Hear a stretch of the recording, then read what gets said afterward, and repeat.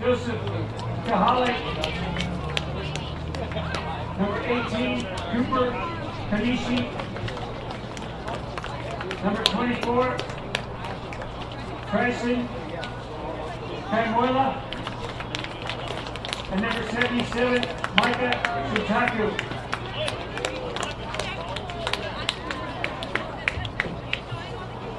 Now for the Team Central starting lineup. Leading up is the center fielder, number 8, Logan Sanchez. Good, how are you? No, she's not. Batting second, the shortstop, number 7, Aaron Raposa. Hitting third, the third baseman, number 4, Caleb Wada. The cleanup hitter is the first baseman, number 34, Kylie Kane. Hitting fifth, playing right field, number 3, Maseo Hinami. Hitting sixth, the designated hitter, number 23, Kay Markson. Hitting seventh, the left fielder, number 2, Cameron Pongasi. Hitting eighth and catching is number 27, Pino Adams. Batting ninth is the second baseman, number 6, Ethan Higashiona. Pitching for Honolulu is the left-hander, number 22, Luke Nakamura Holte. The head coach for Team Central is Orlando Dante. His assistants are Jerry Brave, Shannon Lau, Milton Takanaka, Chad Yoshida, and Trey Yukamoto.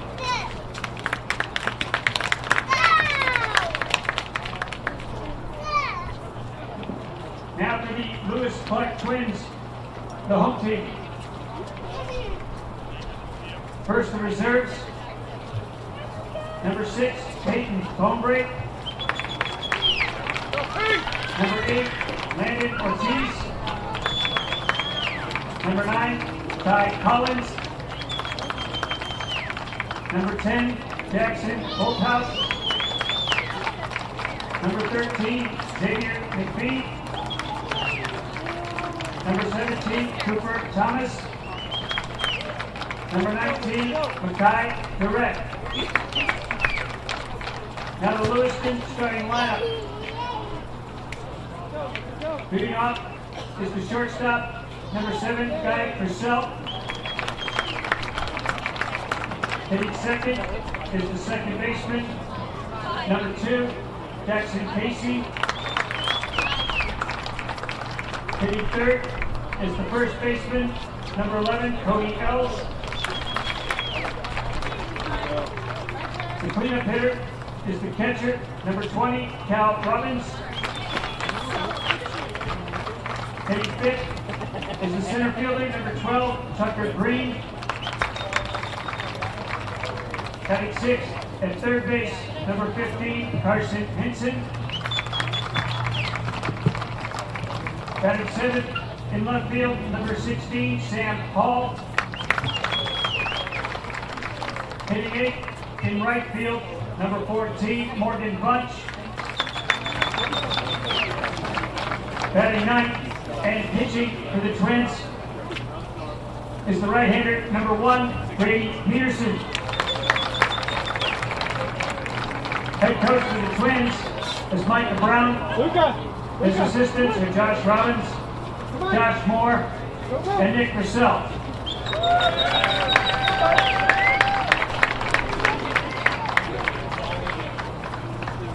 This time, ladies and gentlemen, we will recite the American Legion Baseball Torch Tip of Sportsmanship. Good evening, fans, and we welcome you to our coverage of the Northwest Regional Tournament here on Table Rock Sports.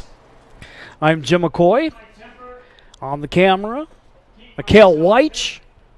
They're doing the pledge right now. We're getting right into the nightcap, and as many of you know, if you've been to these tournaments, you don't have a heck of a lot of time between the between games, and so we're kind of working here on the fly. But right now, the two teams are gathered along the baselines doing the pledge, and I understand that we are going to have a quartet performing tonight's national anthem. Apparently not. There has been a change of plans there. So we move on.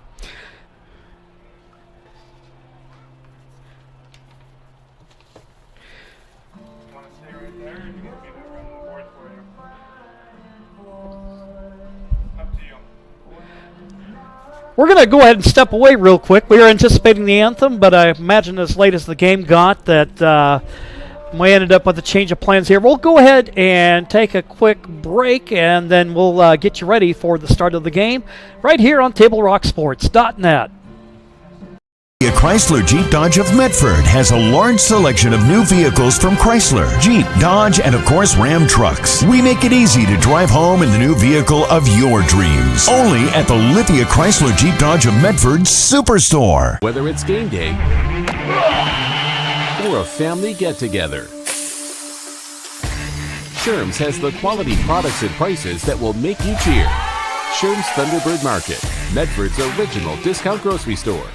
You want diverse venues? We got them. Year-round sports access? You bet.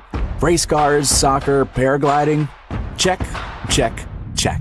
Medford has it covered as your sport ground, where the West Coast plays.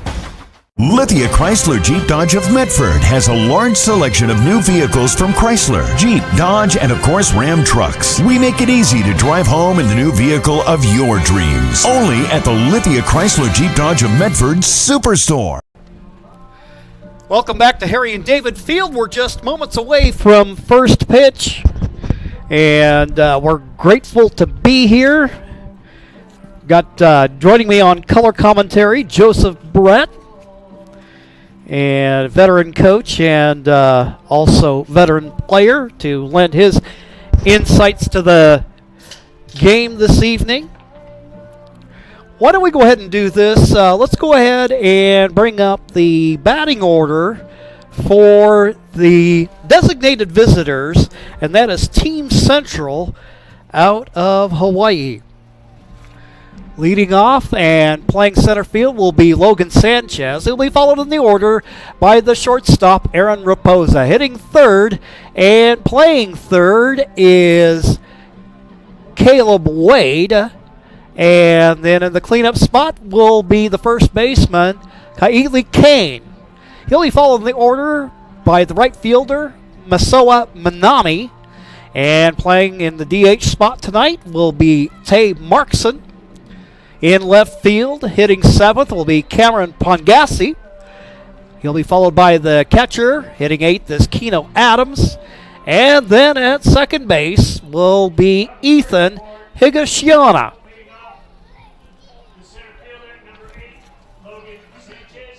Logan Sanchez, who ended up throwing a 5-inning no-hitter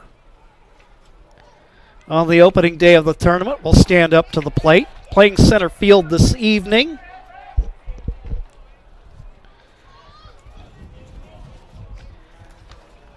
Swimming in a sea of paper right here, right now, and gathering up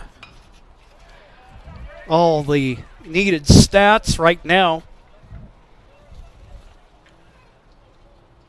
Peterson, the pitcher for Idaho, promptly gets ahead with the 0-2 count.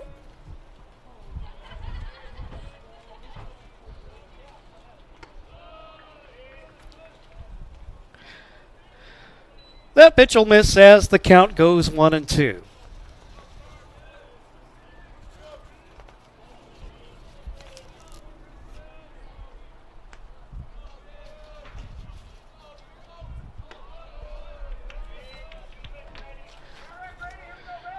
Call is a ball, so even up the count at 2-2. Got 2 more days left of the Northwest Regionals to settle the question of who will represent the Northwest region at the American Legion World Series in Shelby, North Carolina. The 99th in American Legion history. Sanchez will draw the walk. He'll make the trip on down to first base. And here's the shortstop, Aaron Raposa. It's a busy week of baseball across the nation. This is Region 7, the Northwest Regionals. We'll talk a little bit. We got the Western Regionals going on in Fairfield, California right now. And a lot of these teams end up seeing each other at differing tournaments throughout the summer.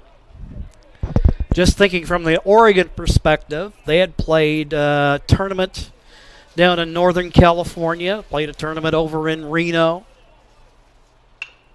Here, a bouncing ball hit down to second base. That's going to get through the 3 and 4 hole for a base hit. Sanchez goes motoring around second on a good display of speed, and we've got runners at the corners to get things started for Team Central. An early base hit there for Hawaii after a leadoff walk. And I don't know if you touched on it. We mentioned it during the Mustangs game, but the batting average here in the tournament as a team for Hawaii is right around 600, or it's over 600. It is, it's pretty impressive. I mean, they're knocking the stuffing out of the ball. They were kind of the dark horse team because there's not a lot of intel we could gather on them being here stateside on the mainland. But I think a lot of people figured, this looks like it is an experienced team.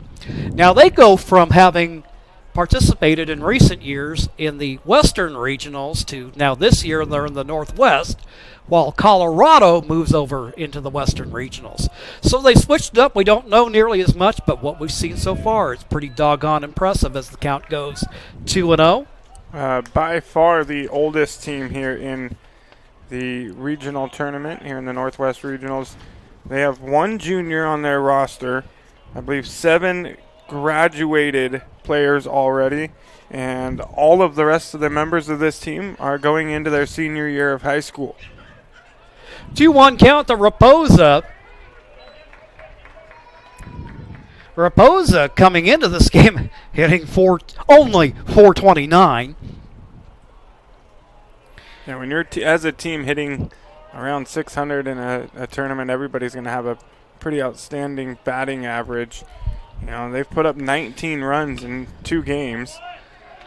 And this one deep in the hole to shortstop. And having had the opportunity to look at the Twins in their opening a game against the Tiger Barbers, this is a good defensive team, but there was really no place to go on that one. So an infield hit and a run scores to make it a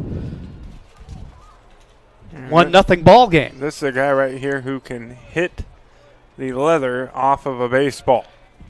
Healy Kane, big first baseman, right-handed hitter.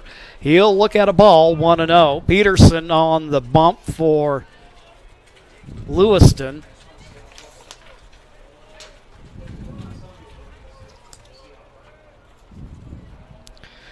First and second. Nobody out in the inning thus far. Bouncing ball hit up the middle. They'll get the runner at second. Play down to first.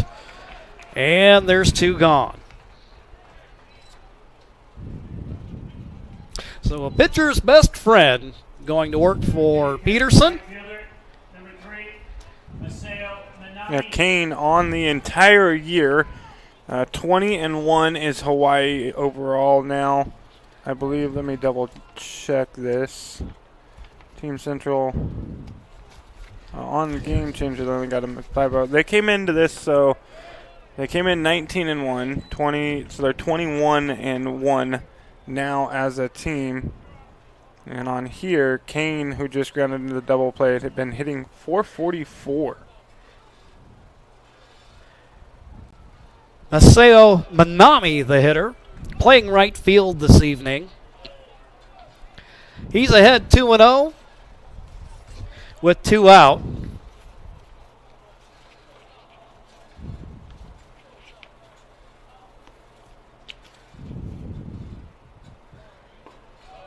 Two-0 pitch, that down and in, 3-0.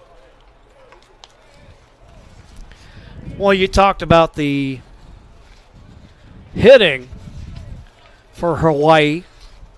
Well, they've been pitching in pretty impressive fashion as well. Not only the no-hitter on Wednesday, but last night against the host Medford Mustangs allowed just 3 hits in the game. That pitch right down Broadway. That'll make it a 3-1 count to Manami.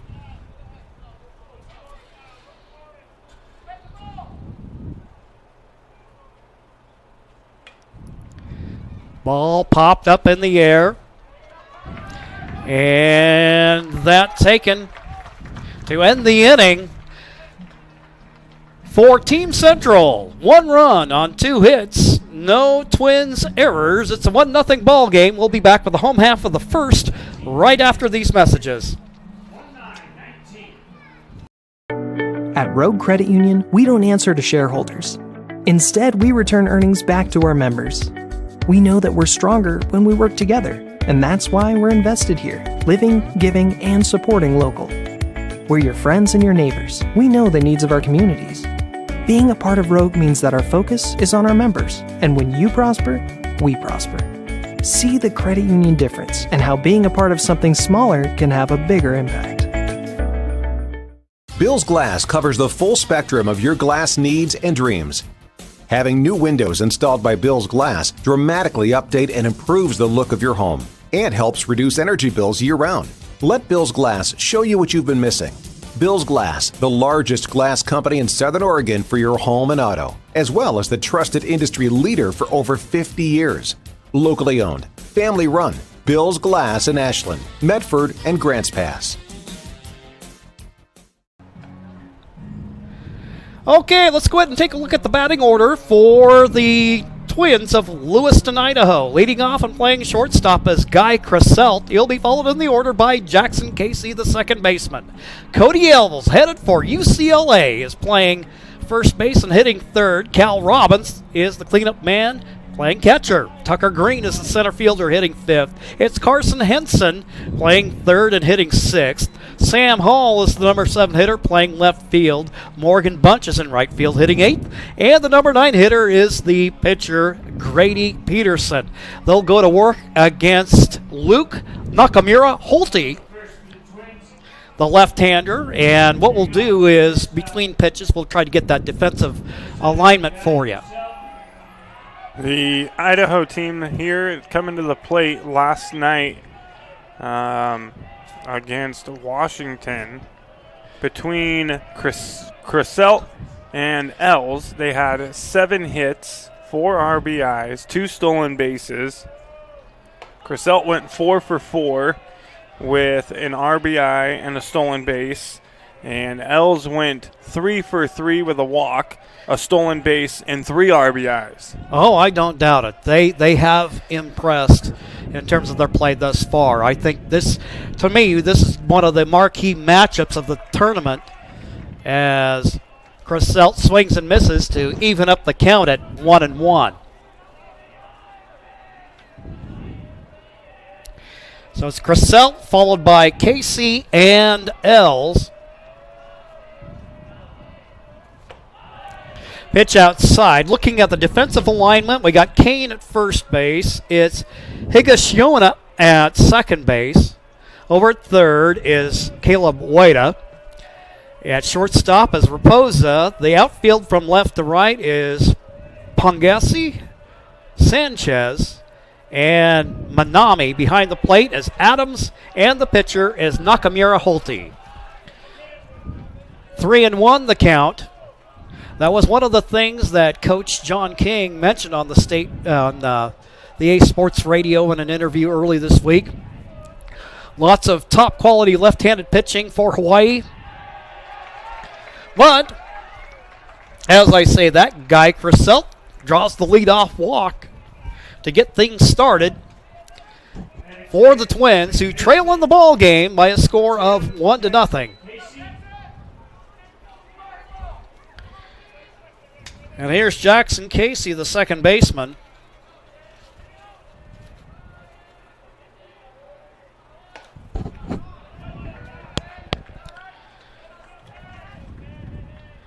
Nakamura Holte starts him out with a strike.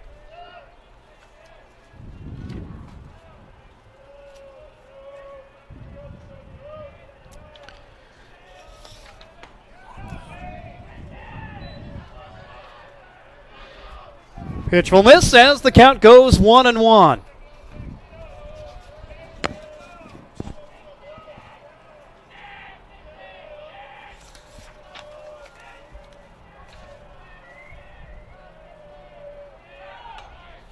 Ball hit foul off to the left. Nakamura Holte gets ahead 1-2. Thus far in the tournament, Casey hitting .286, 2 hits and 7 at-bats.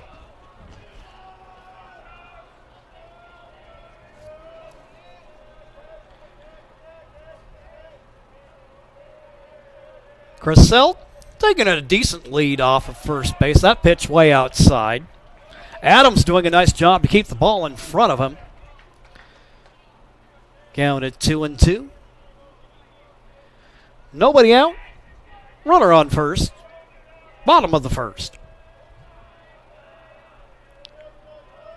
Team Central leading 1-0. That fouled away. 2-2. People may not realize it, but there's a rich tradition of baseball in Hawaii. You don't forget that guys like Sid Fernandez, who pitched for the championship Mets back in the 80s, won 114 games at the big league level.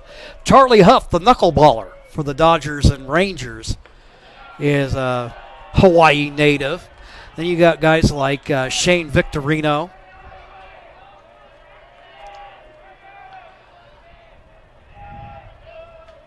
Count full at 3-2.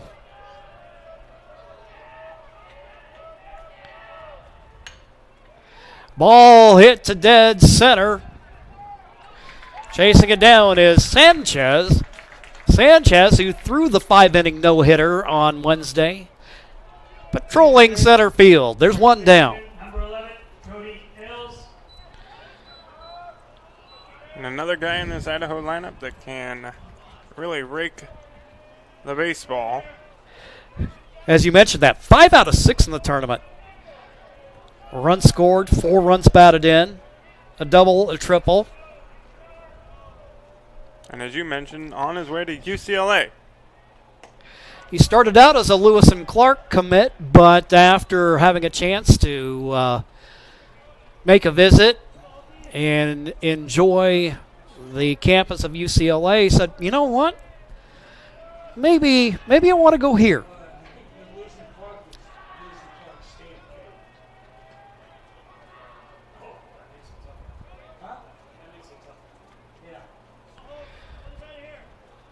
One-zero count to Els.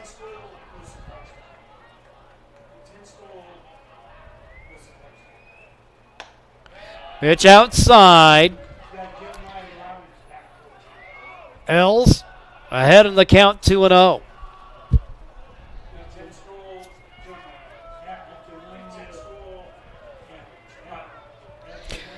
Els was a winning pitcher against the Tigard Barbers on Wednesday. And Holte struggling to find the zone here in the first inning. Well, we saw a little bit of that in the game prior that we did tonight, Joseph, where it was a rough first inning with Jake Lewis of the Mustangs burning 32 pitches. And then he was able to gather himself and lock it in to put in his team and at least in a position to try to win that game. But it didn't start out that way.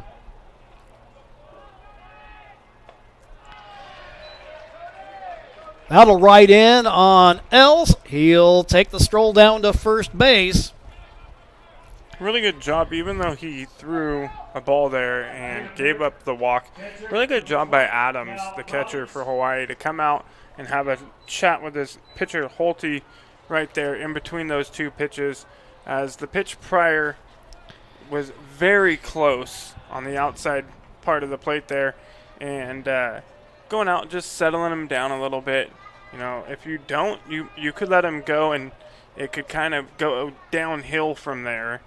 Doing a good job just letting him know, hey, you're not going to get them all. It's close. It's right there. You know, bring it in maybe just a little bit, and you're going to start getting that call. Or he told him to look at some of the cute girls in the stands, and maybe that'll help. You know, sometimes catchers, they just go out there and give you a little joke or something witty just to make you smile before you throw the next pitch. Cal Robbins, he's 2 for 6 in the tournament. The runners are going to take off, and the throw is high. So we get a double steal here as Els moves down to second, and Cressell takes third. So the tying run just 90 feet away. Robbins, who struggled in the Idaho State tournament, finding himself in a good position here, ahead 2-0.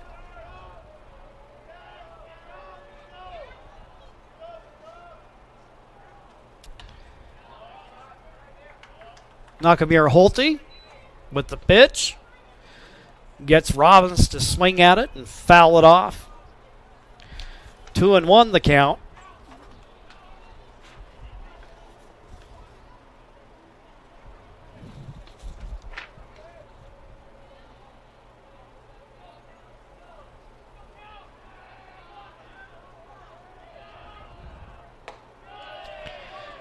Pitch up and in. A hitter's count for Robbins at 3-1.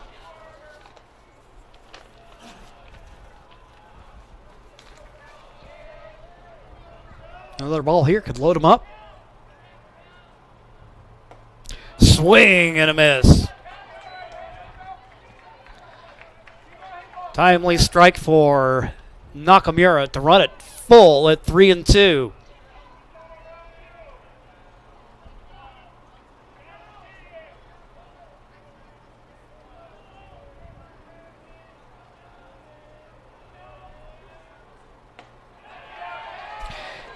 There's a ball, and that will load them up. Third walk issued by Nakamura. And we'll go ahead and keep it right here while they have a meeting of the minds. Our sponsors make it possible to bring you our summer sports coverage. Thank you to General Manager Justin Lombardi and our title sponsors, the Lithia Superstore on Highway 62, your home for Chrysler, Dodge, Jeep, Ram, and Fiat vehicles and trucks. Action down in the Hawaii bullpen now. Not sure who that is. Didn't catch a number, but they've got someone down there already warming up here in the bottom of the first inning. Well, there was once a legendary sportscaster, Jerry Coleman. He also played for the Yankees back in the 50s, but he was famous for his malaprops. When he'd see somebody warming up in the bullpen, he'd say, "There's so-and-so throwing up in the bullpen." Of course, if you're in a tight situation, you might be from nerves.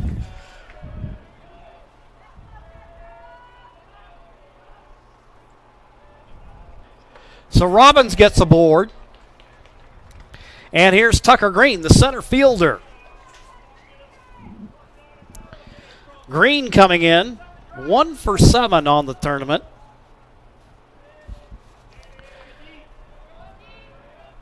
He gets ahead, 1-0.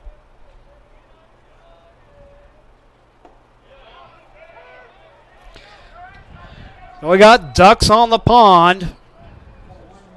Nowhere to go. 1 gone in the inning. Hawaii leading 1-0. The Twins looking to answer.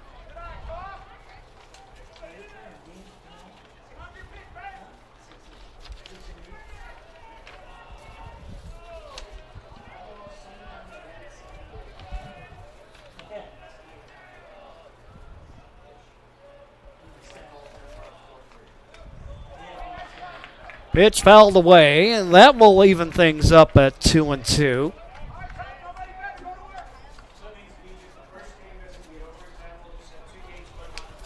Coverage of the 2026 Northwest Regional Tournament is brought to you by Travel Medford and the Southern Oregon Sports Commission and our legend sponsors, Valley Immediate Care and the Cow Creek Band of Umpqua Tribe of Indians. 2-2 from Nakamura Holte. That ball popped up on the infield. Kane coming over, closes the mid on it, and there's two gone.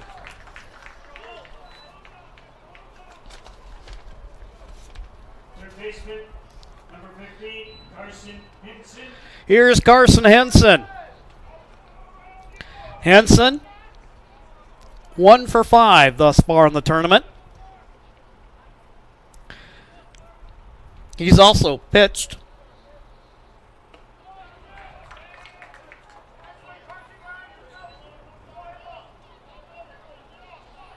Got a little work in relief, and right here, his opposite gets ahead of him. It's 0-1.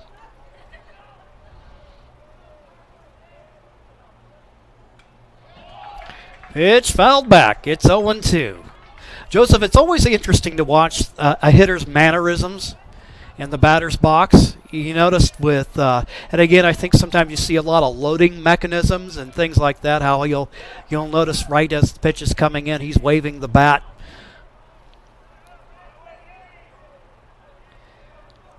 Almost constant movement in there. Yeah, everybody's got their own little rhythm that gets them comfortable. You know, you start at a very young age. You develop a habit, you stick with it, you make it your routine. One thing I'm surprised you don't see more of at this level, and there was a study done at the major league level, and they took the 50 best hitters in the majors, and they studied them. And they realized that out of the 50 best hitters, the guys who had the best batting averages, when they came up to the plate, before they got into the box, they were looking at home plate. Then they'd look at the pitcher. They'd look back at home plate. They'd get into the box. They'd look at home plate. They'd look back at the pitcher. Then your eyes and your brain start to adjust to that distance between the mound and home plate, and it creates a faster reaction time for yourself. And you don't really see that a whole lot at this level. I do notice it a lot more at the college level when I'm watching games on TV. You'll see guys kind of down and up, kind of training their eyes and their brain to react to that distance and the timing. Ball gets away, and that will allow it'll be a play at the plate, and he's safe.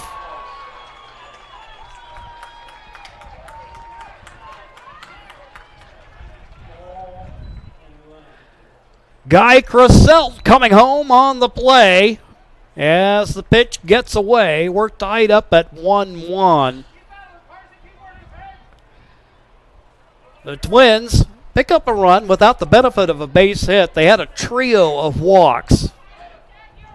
Crosselt, Els, and Robbins. And the first one of those comes home. 2-2 pitch with 2 out. It's fouled away to the screen over in the direction of the Twins dugout. Takakua Holte. That is pitch number 35 here in the first inning. Pitch fouled back as Henson stays alive.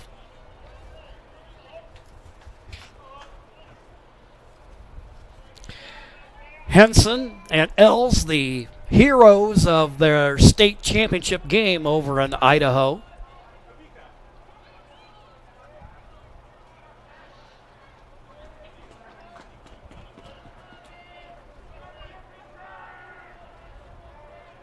2-2 pitch. Fouled away. It's 2-2. Making Nakamura work in this inning. He's already up to 27 pitches thus far in the game. 37. 37. I believe. I got 37 in front of me. 36. Ground ball hit down to second. Throw over to first is in time, and that will retire the side. For the Twins, 1 run, no hits. And we've got a 1-1 ball game. We'll be back with the top of the second following these messages.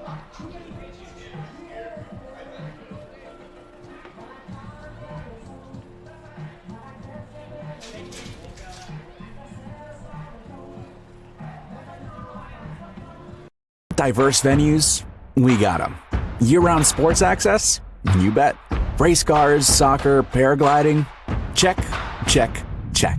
Medford has it covered as your sport ground, where the West Coast plays. Okay, you know how people complain about how Dutch Bros workers are like too nice, too hyper, compliment you too much, whatever? Maybe you're not nice enough. Maybe you need to get a little Dutch Bro dignity.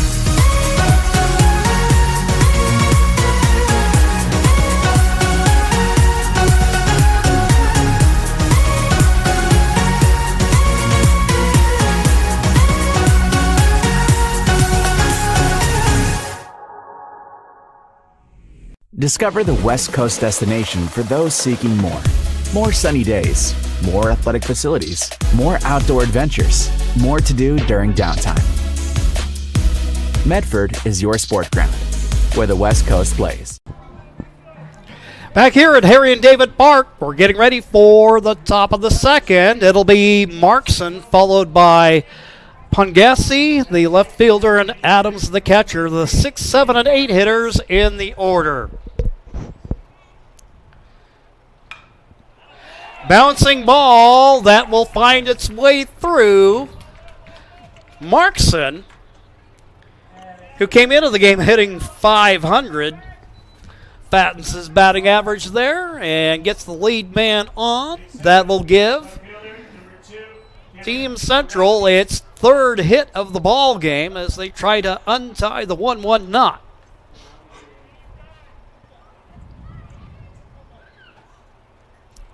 Pungasi shows bunt, and that one's going to go back foul.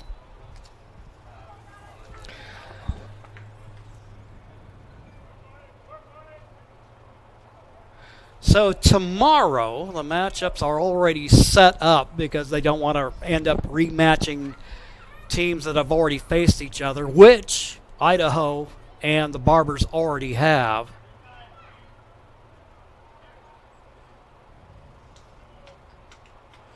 So tomorrow, the Barbers will take on Hawaii, and the Twins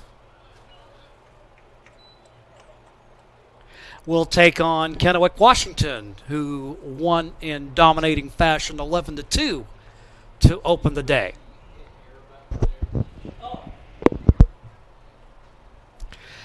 One count to Markson. That'll catch the outside corner. It's 1-2. And of course, all of this, the regional champion will move on to play next week at the 99th Annual American Legion World Series.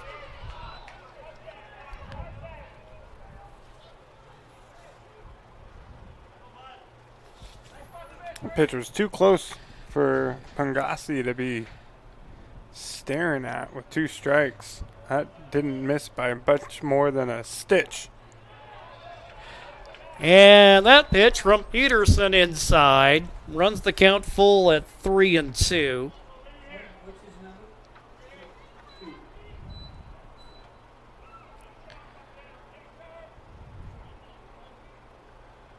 For Peterson, this is his first appearance of the tournament, and we have a bouncing ball that will find its way through the 5-6 gap for a base hit.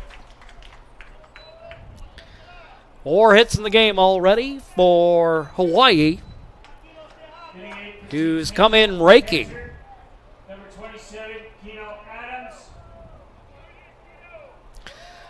Markson will move down to second.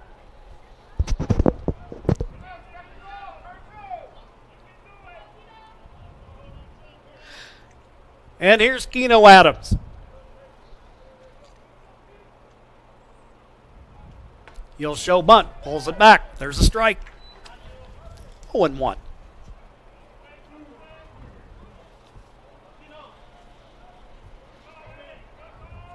Adams, 2 for 3 in the tournament.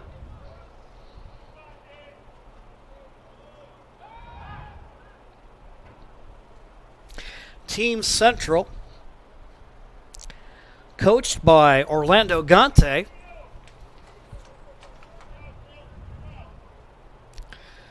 Been a long time presence in the youth baseball scene.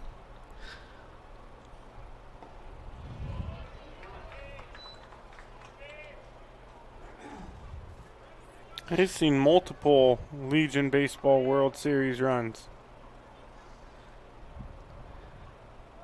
Looking good here. They've been in the Western Regionals and then ended up doing a swap with Colorado, who's now in the Western Regionals, and Hawaii moving here to the Northwest. Show bunt.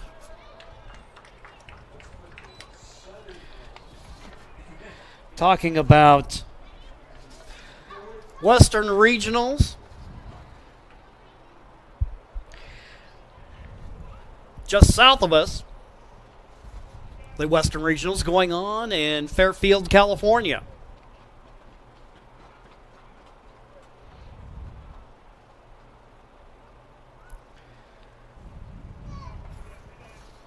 Robbins is going to come out and have a quick word with his pitcher Peterson, but talking about that and some teams that will be familiar to Southern Oregon fans.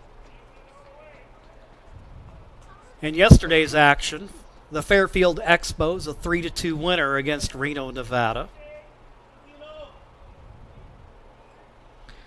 Fairfield today set to take on Clovis, California. Reno moved down to play Fort Collins, Colorado. Lay down the bunt, throw down to, nope, he's going to hold up on that, and that is going to load him up. Nobody covering first base. Casey not getting over. But something I mentioned yesterday about this Idaho baseball team, they play really up the middle. And I'm wondering, that's multiple times Hawaii's shown that they're willing to play the small ball. I wonder if their scouting report says if we can lay the ball down right, the second baseman's going to have a heck of a time getting over to first to be able to cover and make a play. Because look where he's standing now. He's playing there most of the game. Even when there's not necessarily a double play situation, he's playing up the middle a lot. And right there it shows, he's got a long distance. He's almost got to cover the same distance as the batter, getting all the way over there from second base to first base to cover on a bunt. I mentioned that yesterday, and I wonder if Hawaii picked up on it as well. Trayson Kaimiola coming in to run as the courtesy runner. Running for Adams, the catcher.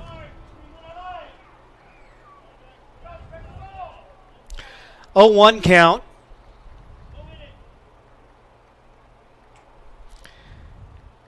At the plate, Higashiyama. Second baseman, the number 9 hitter in the order.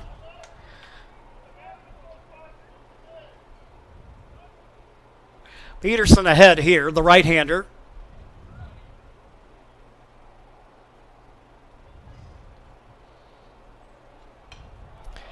Ball popped up out of play. 0-2 the count.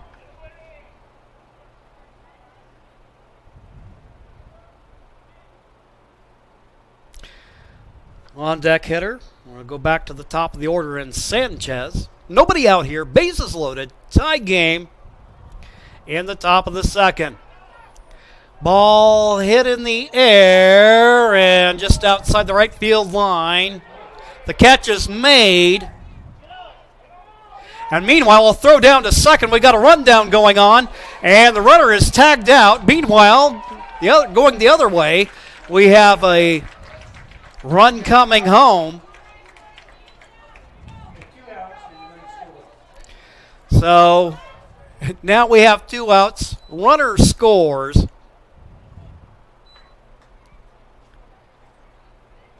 And it's a 2-1 Team Central lead. Ty Markson comes bounding home to put Hawaii back on top, 2-1. Ball hit in the air, out of play it goes. So we got a runner at second now and 2 gone.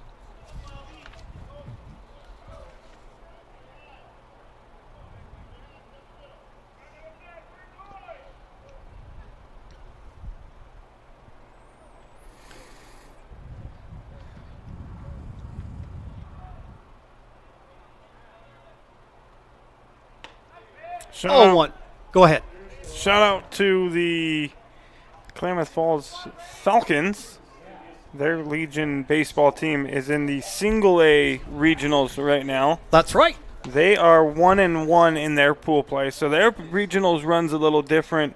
They do 2 4-team pools. As we got a check swing here to third. Bouncing ball, throw across the infield is in time, and that'll retire the side. Let's keep it here so you can go ahead and complete that thought, Joseph. So the single A Northwest Regional, they do things a little bit differently. It's 2 4-team pools. They'll play 3 games in each pool. The top 2 teams in each pool will then advance to a 4-team bracket, and then that will play out to determine a regional champion. So it's not just a straight bracket play like we are here at the AAA level. The AA level or the single A level goes pool play, then bracket play. Klamath Falls 1-1 so far in the tournament. Their next game will be tomorrow against Utah at 10 a.m. So they've given up 17. They've scored 20. They're not doing too shabby. I believe they're like 35-5 on the year. They've had a pretty darn good year. So shout out to our other local Legion baseball team in the regionals as well, trying to punch their ticket forward. So if you're following them, 10 a.m. tomorrow against Utah. And that is being played, I believe it's in Montana. I want to say it is being played in Casper, Wyoming. At Mike Lansing Field. Mike Lansing, there's a guy I remember from playing with the old Montreal Expos back in the 90s. I think he played with Colorado for a while, too. Well, that's kind of one of the cool things about American Legion baseball. There's so much history with it that, you know, this has been going on now for about 100 years. And you get some guys who played American Legion ball, went on to fame in the big leagues or playing professionally, and then you find later they've given back to the game in some way, shape, or form.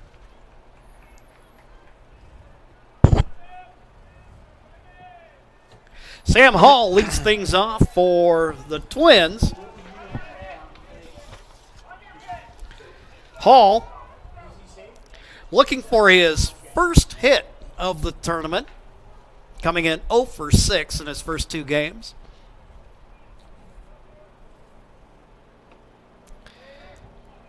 Inside from Nakamura Halti. So it'll be Hall followed by Morgan Bunch and Grady Peterson, 7, 8, 9 in the Lewiston batting order.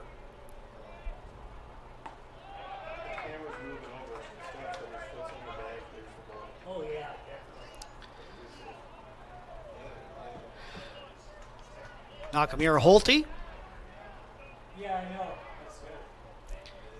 comes to the plate out of the stretch with the 2-0 pitch. There's a strike as the count goes 2-1. Now that's something you didn't see a whole lot of back in the day, where you had pitchers who pitched out of the stretch even when the bases were empty. It seems like the thing I've been hearing over the years, that for maybe one, consistency in terms of muscle memory, but also economy of movement, that you see, I think now it's about where about at least half the pitchers pitch from the stretch full time.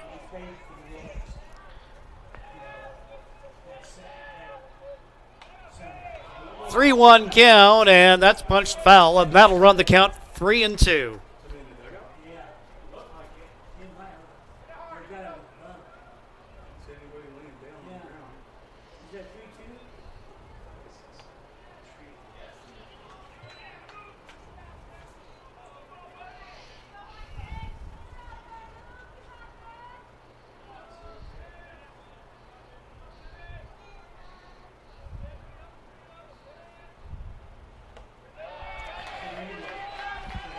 Pitch outside.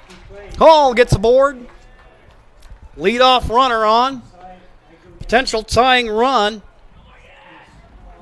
And here's Morgan Bunch. Number 14, Morgan Bunch.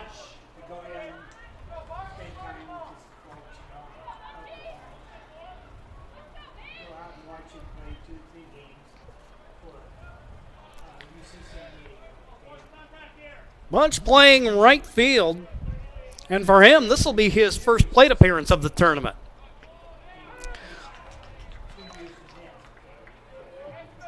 Nakamura Holte catches the inside corner and gets ahead here, 0-1.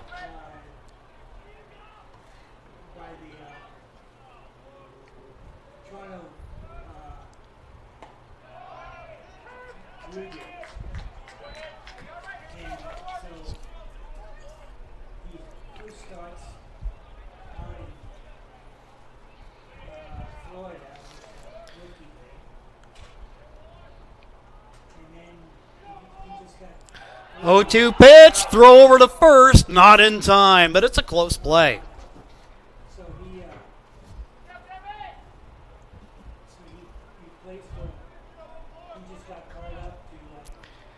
See Big Kane over there at first base. Brings back kind of memories of Frank Thomas, the Big Hurt.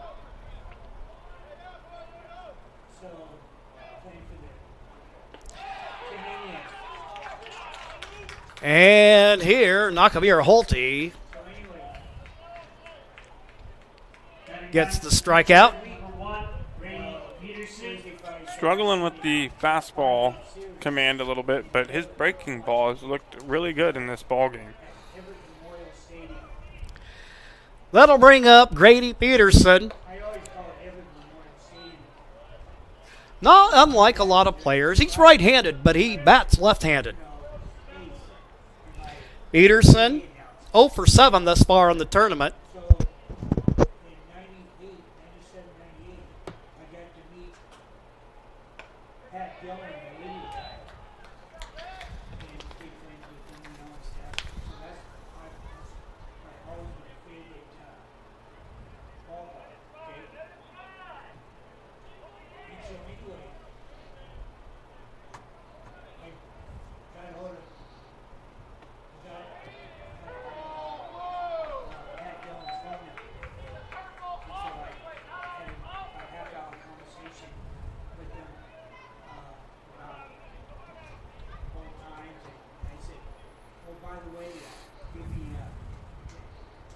Every team will be 3-1. Peterson, the pitcher, with opportunity to try to help his own cause. There's a gentleman on the team named Austin Smith, who's a two-way player, pitcher and outfielder. And he'll end up drawing the walk. 1996-97, before you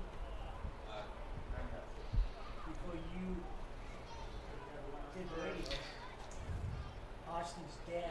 Now we'll have a conference on the mound. Runners at first and second with one out.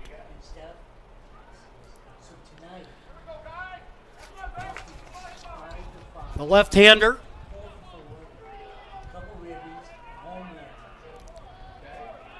having issued 5 free passes in the game. And now they go back to the top of the order. Here's Guy Cressell. Walked and scored in the first.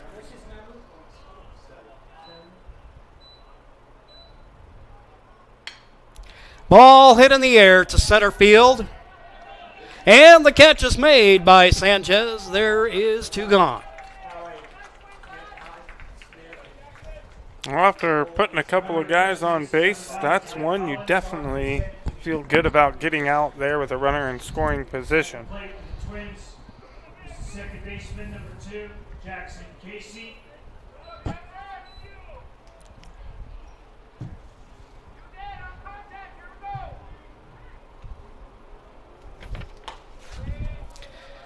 Pitch outside.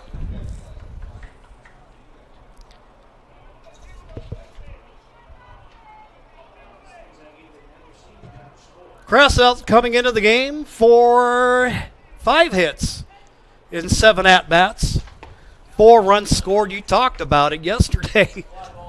A whale of a performance by the top third of the Twins order.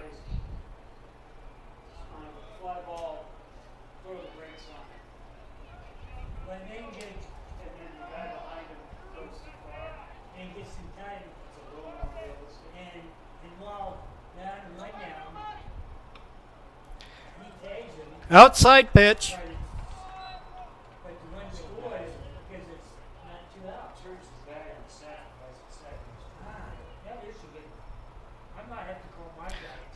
Cressell's ahead, 2-1.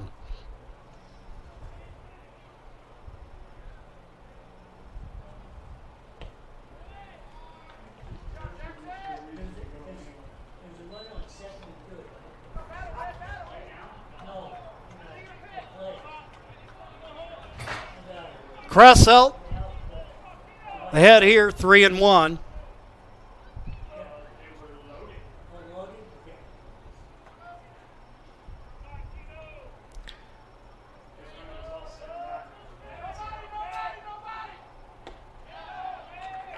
There's a strike to run the count full at 3-2.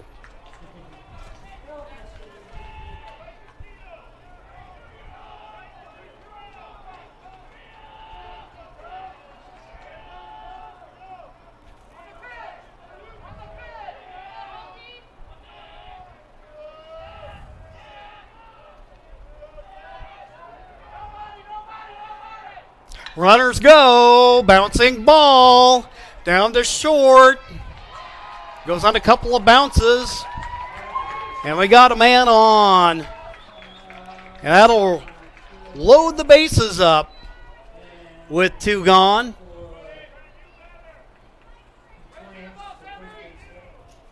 First baseman, number 11, Cody Els. And here's the first baseman, Cody Els. Els walked in his first at-bat.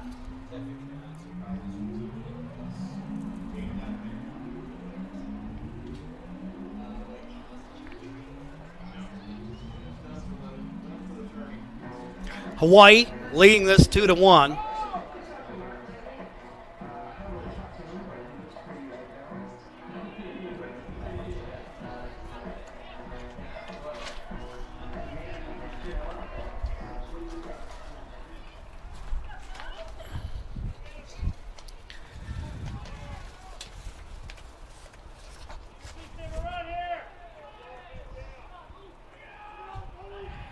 Nakamura Holte comes to the plate, promptly gets ahead, 0-1, and conventional baseball wisdom says in a lefty-lefty matchup that tends to favor the pitcher. We'll see if it does here.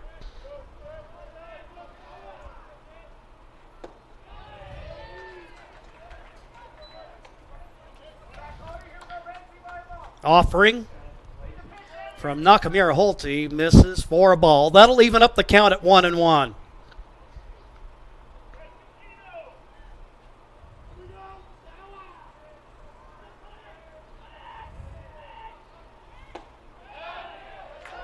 There's a strike.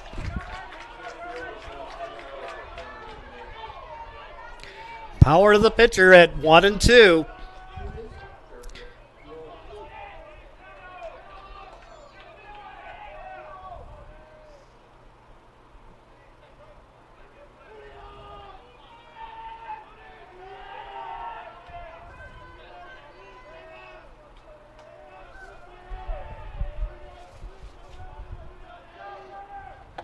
Swing and a miss.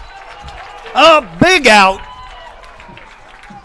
for Nakamura Holte, and that will retire the side. Team Central from Honolulu, Hawaii holds its 2-1 lead after the Twins threaten. We'll take a quick timeout and we'll be back in 60 seconds here on TableRockSports.net. It's game time. And there's only one thing that makes it all possible.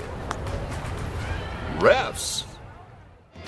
We're looking for people like you. Former athletes. Parents. Community members. Anyone who can manage the game and stick with it. But we need more heroes and stripes. People like you. Join the team and keep sports alive. Play ball. Because no ref, no game.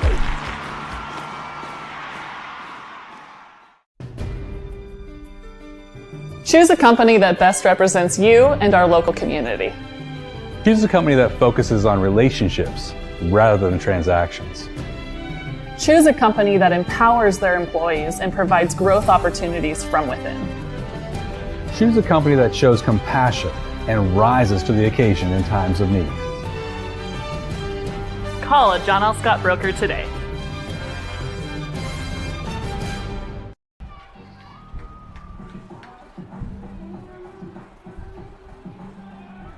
Top of the third, Team Central leads off with the shortstop, number 7, Aaron Raposa.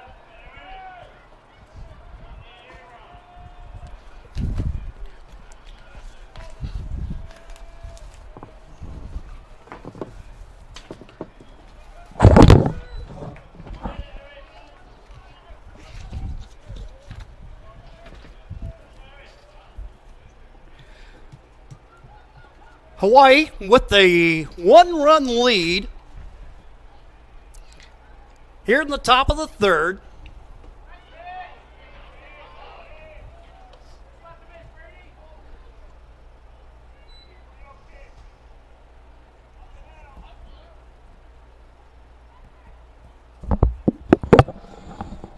Hitter ahead in the count, 2-0. There's a strike as the count goes 2-1. Aaron Raposa, 1 for 1 on the game. Had a single, made it as far as third in the first.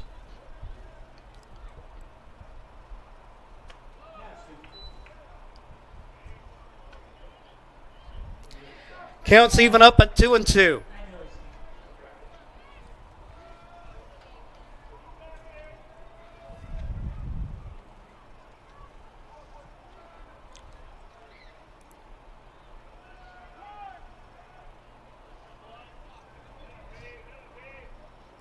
Timeout called as Raposa steps out of the box.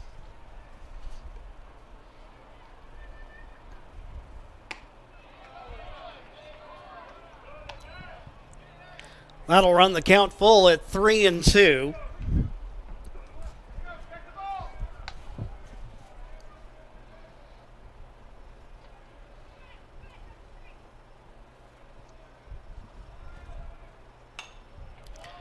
Pitch fouled away. As Raposa stays alive.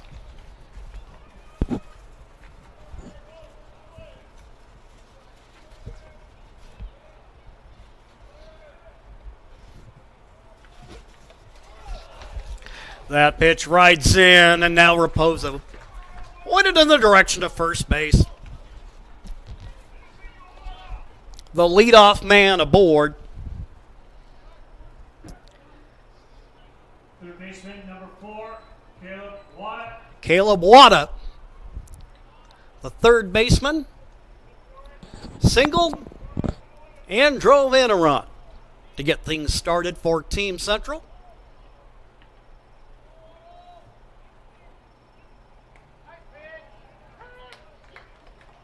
First pitch strike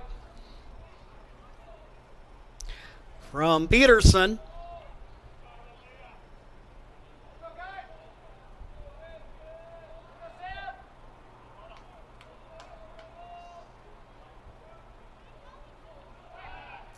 Throw over to first. Runner back in plenty of time.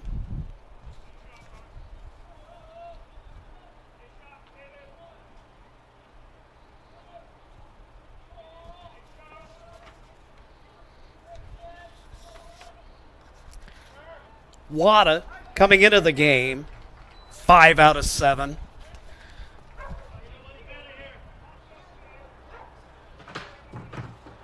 No, you're talking about some crazy hitting stats coming in. Coming into this game, Kane, 3 out of 4. He's been walked 3 times as well. Wada, 5 out of 7. Adams, 2 for 3. Higashiyama, 4 out of 6.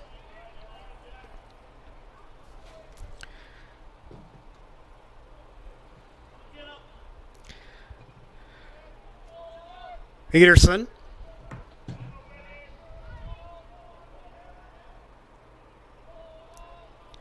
Wada with an open stance. Throw to first.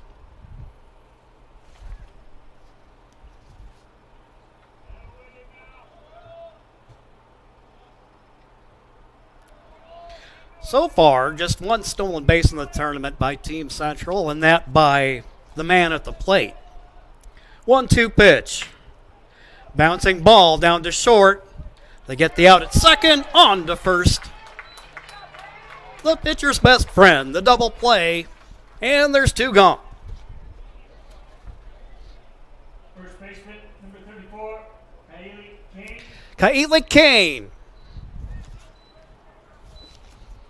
the first baseman.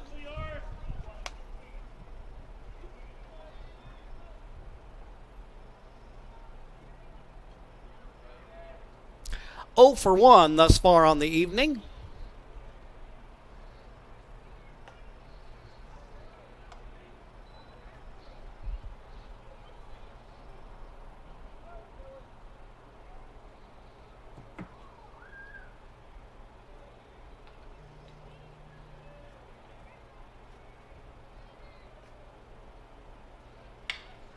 And there he smacks a line drive into left field. That falls in for a base hit. Tell you what, he's got some really quick hands. Yeah, he that does. Ball flies off the bat. Like they used to say about Babe Ruth hitting, when he hits the ball, it gets small in a hurry. Thought the left fielder Hall did a nice job of playing that short hop. Now the ball hit in the air to center field. The catch is made by Tucker Green, and that'll retire the side. We'll go to the home half of the 3rd inning. It's a 2-1 ball game, and the Twins have an opportunity to equalize. We'll have that for you on the other side of this break.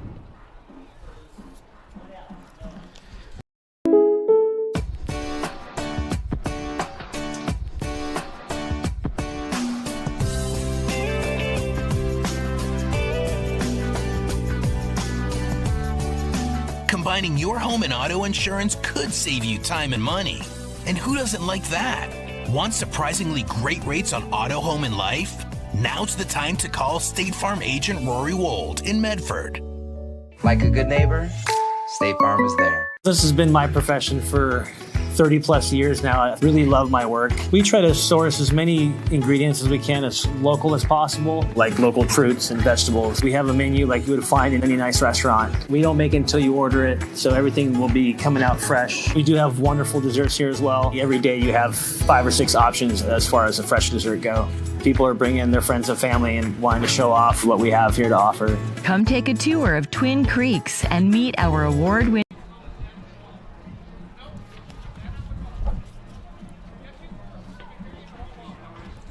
3-1.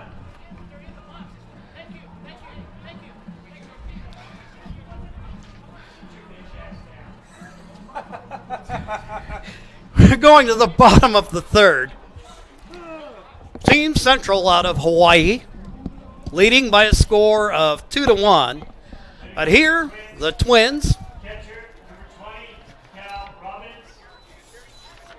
who have drawn some walks and gotten some runners in ways other than hitting, although they do have a hit to their credit.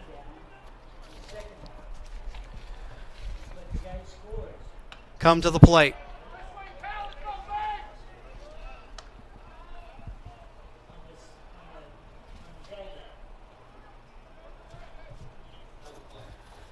Cal Robbins, the leadoff hitter here in the inning.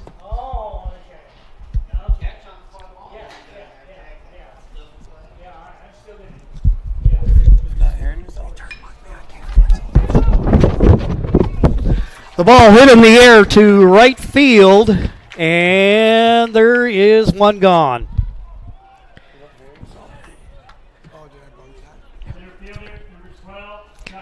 So one gone.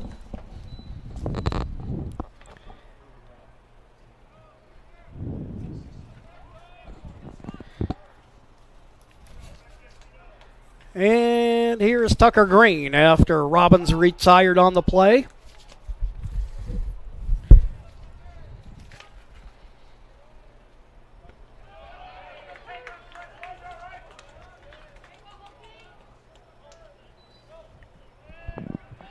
Nakamura Holte gets ahead here 0-1. We've got him on our scoreboard here at 65 pitches on the evening. He's walked 5, struck out 2, surrendered just 1 hit, and given up 1 earned run.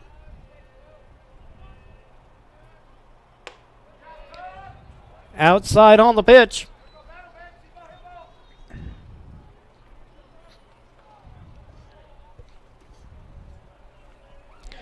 Green trying to level things up.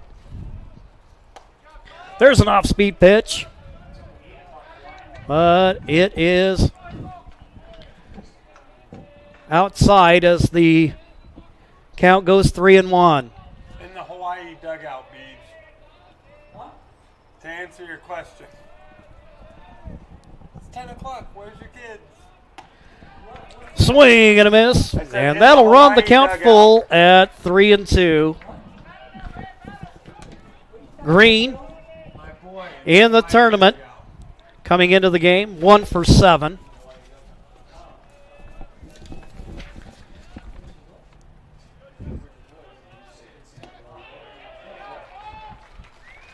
And patience pays off for the hitter.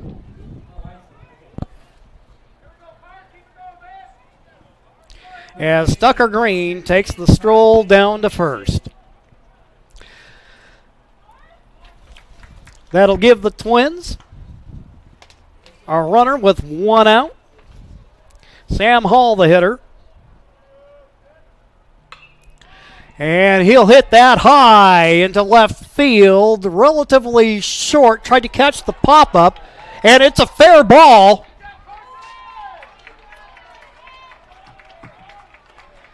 Valiant effort to try to make the play there by the Hawaii third baseman, Wada.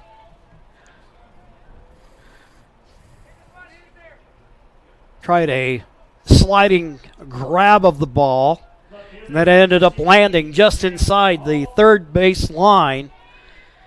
And then Robbins, the lead runner, it was all he could do just to make sure that he got into second base on time. So now you got 2 aboard with 1 out.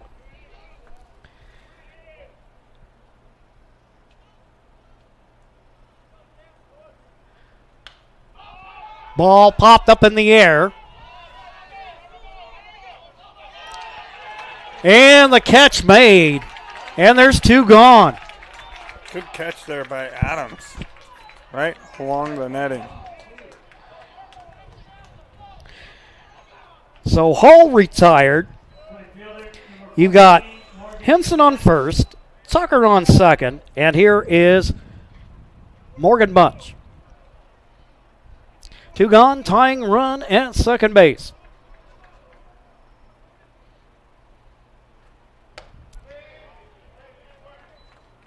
Outside on the pitch. 1-0. Next pitch will be 75.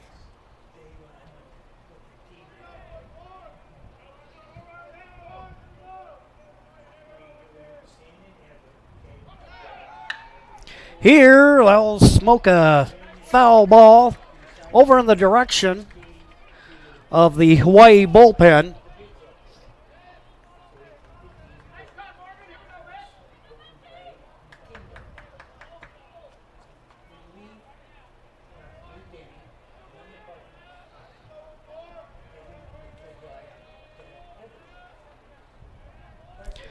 One the count with 2 gone. Twins trail by a run. Now you got runners on the bases, however.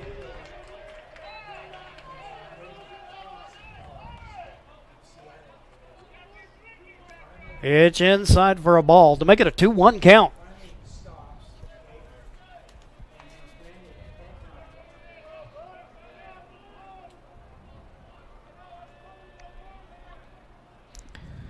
Two-1 from Nakamura Holte. Off the plate, 3-1. If Bunch gets on, then it'll be Grady Peterson.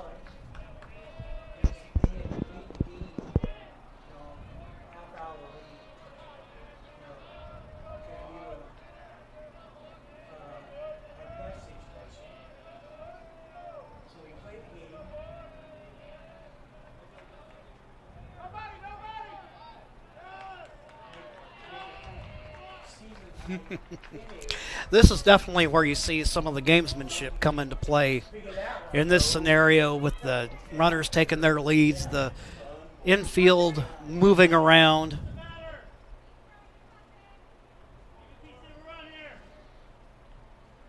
Pitcher sets. Looks over his shoulder to second. And a pitch outside. The walk to Bunch will load them up. And Peterson comes to the plate. He walked in his first at-bat of the night. A call to the bullpen.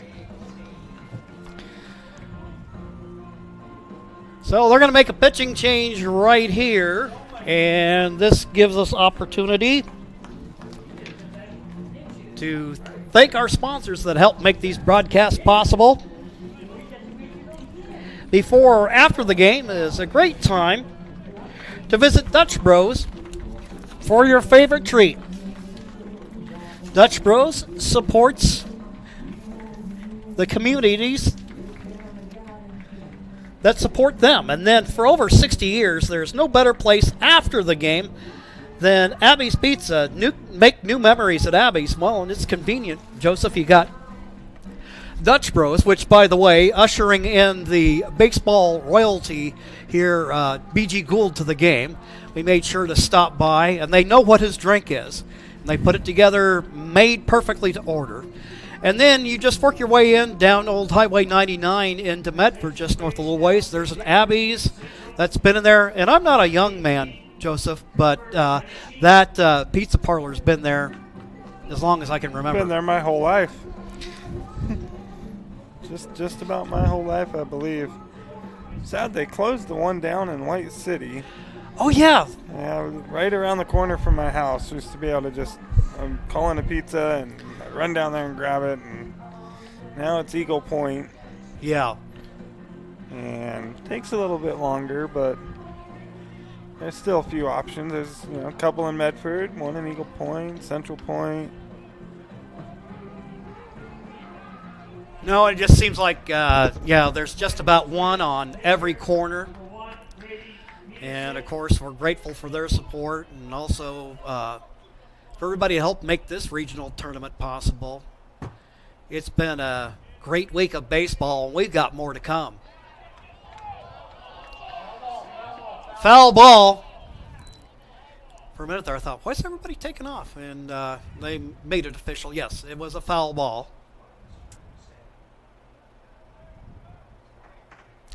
Peterson, the hitter, walked his first at-bat as a result of that foul ball.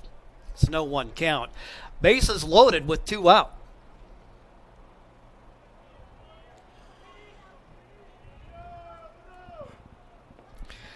Pitch inside, and that'll end up riding in on Peterson, and that will tie up the ball game.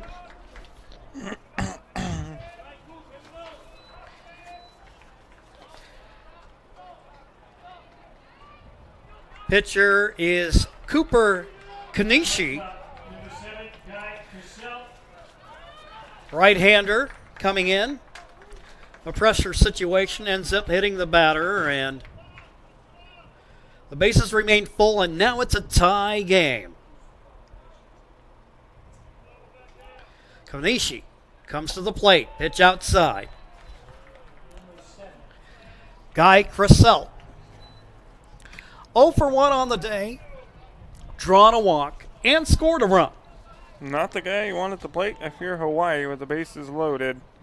They got L's the last time they were loaded. Now they got to deal with Crisell here.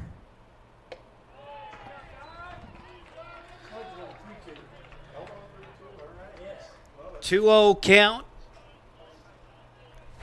So Crisell quickly getting ahead.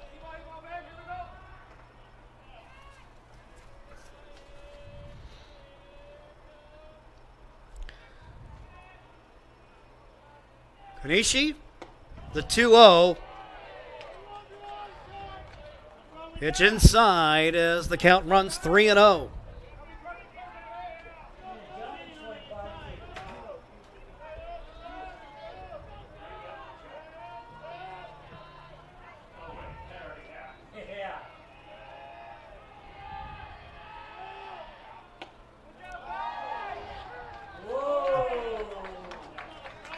Oh, every now and then you see that, and you can't help but wonder if there might have been a little bit of salesmanship on Crisell's part. It's like, well, I'm going to go down here like I drew the walk, and the umpire, the man in blue, says, not so fast. It's a 3-1 count.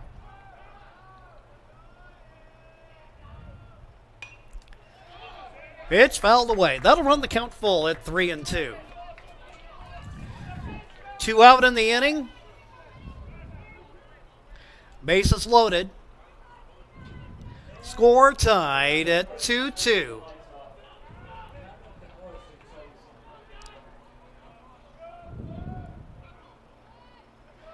Kanishi sets. Fires. And that, a strikeout to retire the side. We've got a 2-all tie. We'll be back with more following these messages on TableRockSports.net. For over 50 years, each day has started with a smile, a helping hand, and a promise to be there when you need us most. Delivering on that promise are our hard-working, dedicated employees. At Sherms, we're proud to be an essential part of our community and look forward to keeping our selection, quality, and value where our customers deserve for many years to come. Sherms Food for Less and Thunderbird Market. It takes meticulous planning,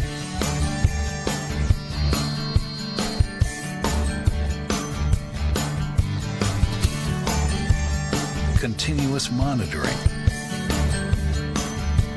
and forward thinking to deliver the perfect 3-egg omelet.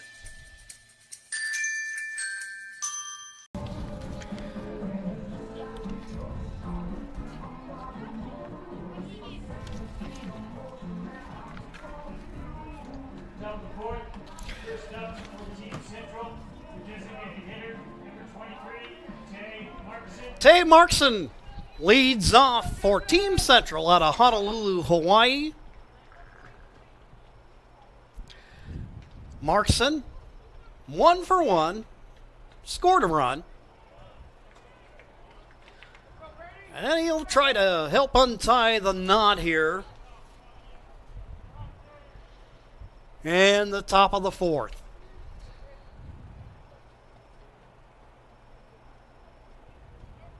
Peterson. You know, I was just going to mention something right before that pass ball. The amount of catchers that have so many different positions of how they place themselves now, down on a knee with the spread leg, all these different things.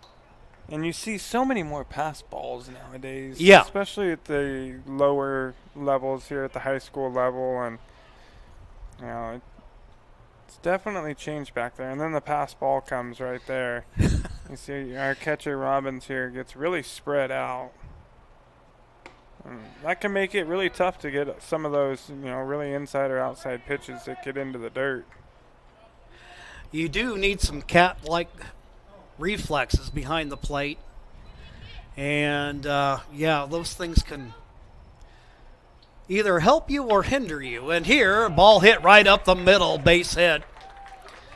Bounces into center field. Green gathers, throws to the infield. And then some of these guys get so low like Robbins here. Makes it really hard to get up, and that's when you see a lot of balls going off the tip of the catcher's gloves these days. So we got a runner on first, nobody out. And here's Cameron Pungassi, 1 for 1 on the day, playing left field for Orlando Gante and crew. Peterson sets, pitches, shows bunt. And the hitter's ahead 1-0. Got to see a little bit of video on Gante, just some team video out there. He's very enthusiastic manager, almost in the tradition of Tommy Lasorda. There, comebacker. Throw to first. Runner retired, but that successfully moves the runner Markson up 90 feet. And here's Keno Adams. Adams 1 for 1. Singled in the second.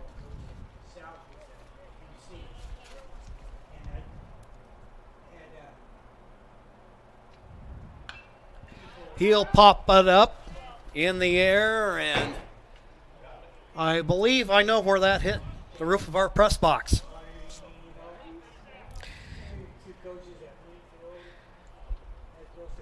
Peterson ahead, 0-1.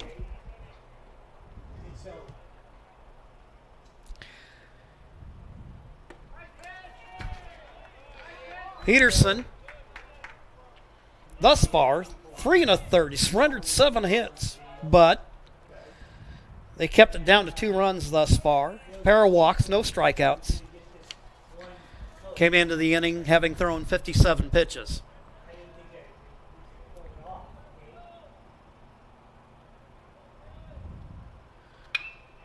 One pitch, that's laced out into left field, base hit. Runner will come around third. And a close play with the quick toss back over to third base, but he'll make it back in time.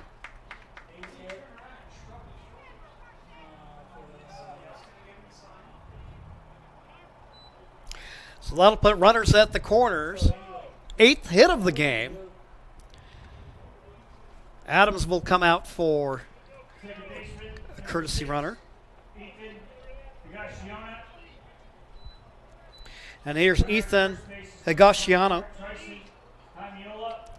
Trison Kaimiola.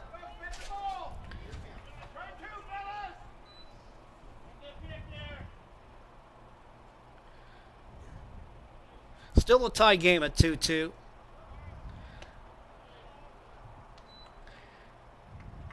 Second baseman shows bunt. It pulls it back in time for the ball. It's 1-0.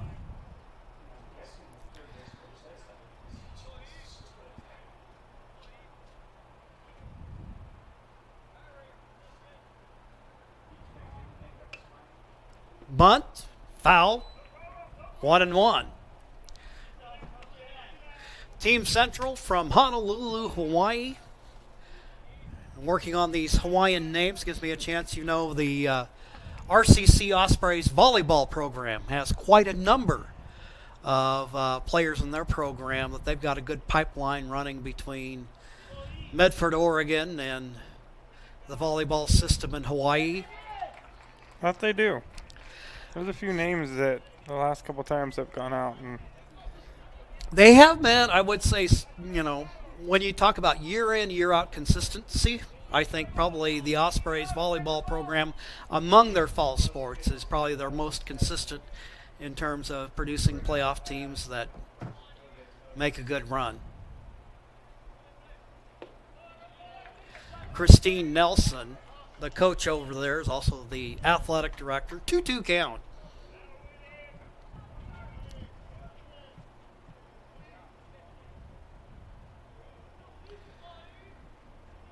Go ahead run down at third base. Also have a runner at first. 2-2 pitch and hit him. He gets hit. So Higashiyama down to first base. That will load them up. And this one of those hitters for Hawaii, one of these guys I don't think I want to see in that situation. Logan Sanchez.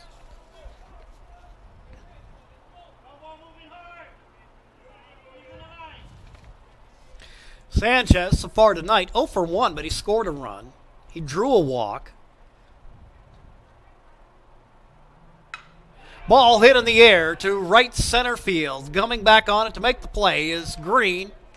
And the runner will tag up from third and come home. Team Central takes the 3-2 lead. On the run scored by Tay Markson on the sacrifice fly. Shortstop, number 7, Aaron Raposa.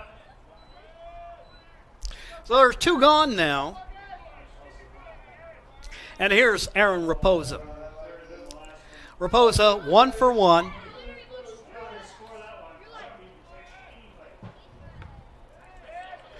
Off-speed pitch for a strike.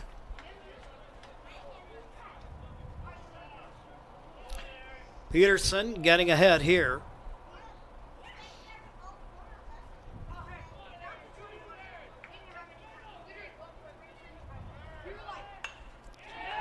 And that one will fall in for a base hit down left field way. 1 run will come home.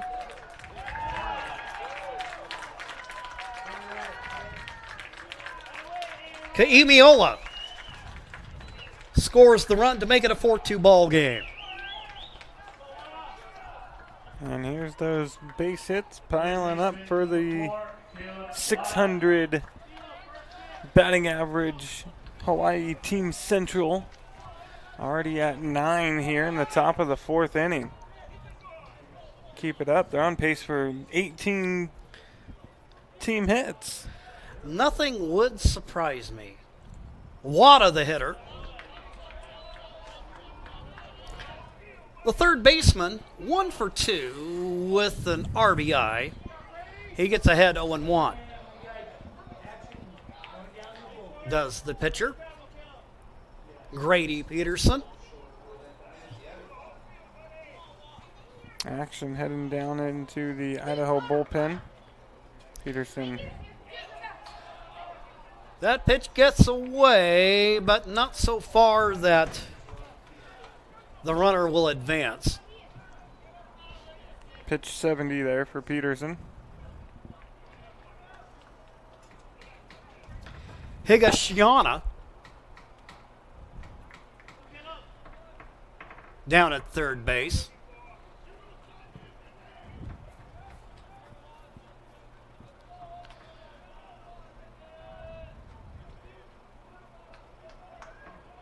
Raposa, the runner at second. 1-1 pitch with 2 out. Bouncing ball hit down to short. Throw across the infield is in time, and that will retire the side. But Team Central from Honolulu, Hawaii picks up 2 in the inning and take a 2-run lead, 4-2. Back right after this.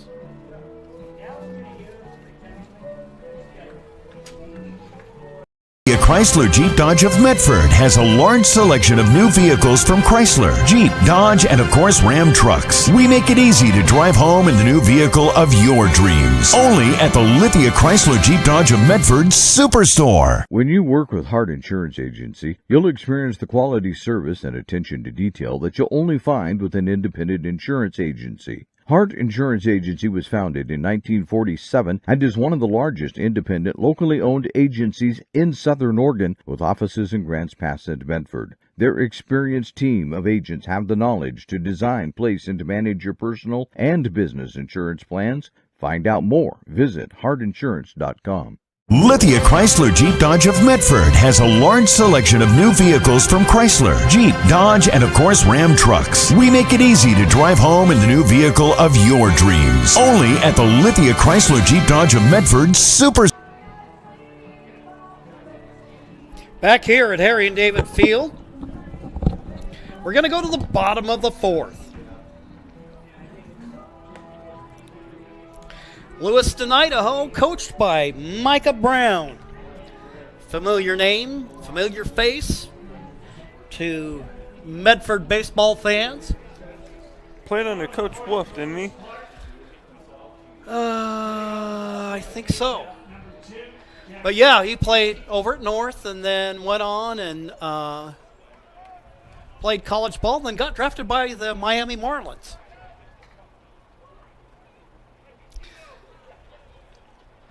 His brother Seth Brown, who's played for the Oakland A's, and I believe, if memory serves me correctly, Seth Brown is playing in the Yankee system right now. Correct, and he was a member of the Rogues here in the Valley as well. That's right, and here, this one's going to fall in for a base hit.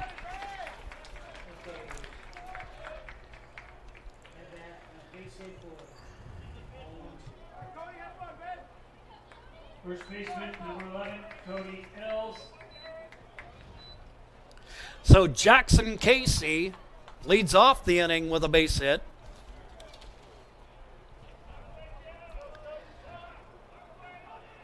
And the potential tying run with Cody Ells is at the plate.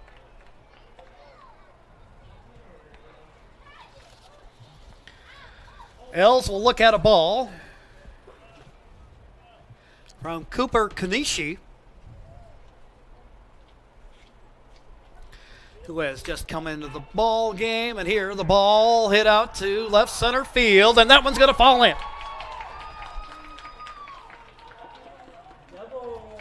So Cody Ellis will pull into third for a double. The lead runner, Casey, will hold up at third.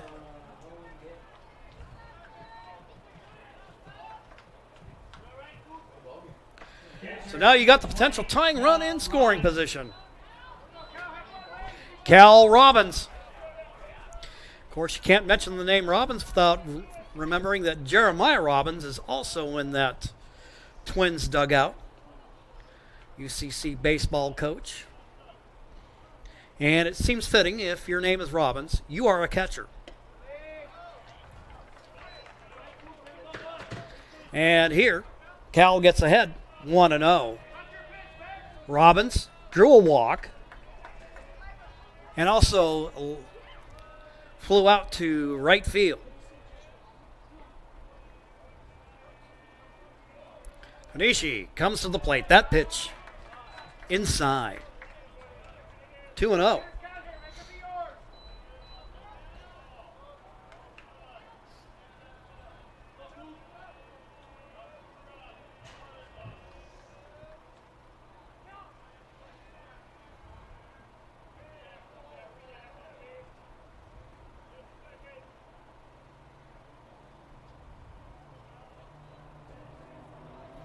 Konishi taking his time, looks in, throws the pitch for a strike. It's 2-1.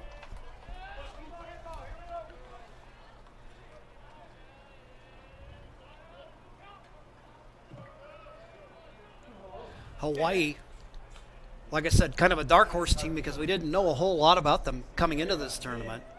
However, we're learning a lot real quick. Yeah. But meanwhile, you got with Idaho, our neighbor just to the east, come quite familiar.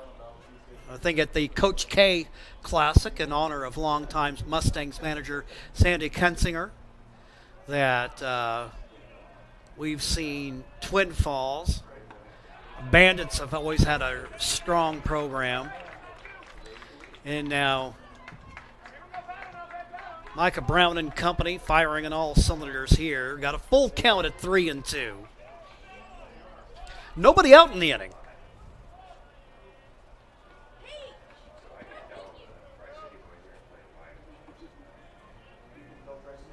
Konishi.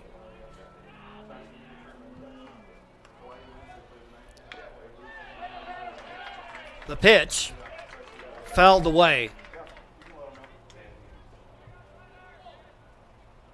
Well, we were talking about the habits of hitters. You notice the habits of pitchers, and one of the things you see with Konishi, of course, now he's got the glove up to the mouth, and he'll get he'll set, and he'll look in, and it's almost kind of like he's visualizing where he wants that thing to go. Ball hit in the air to center field. That one hangs up there, and the runner's going to tag. Coming home, drawing the Twins within one. Jackson Casey makes it a 4-3 ball game. Meanwhile, Els will move up to third on the sacrifice fly. All right. Konishi, unlike his counterpart who threw before him, he's staring in. Doesn't really take his eyes a whole lot off of the plate in the catcher's glove. Hartley, who threw before him, was not looking at the plate or batter at all. He was here. He'd come up and then come back to the plate and bring his eyes back. He didn't want anybody to see what he was up to at all. Opening pitch outside.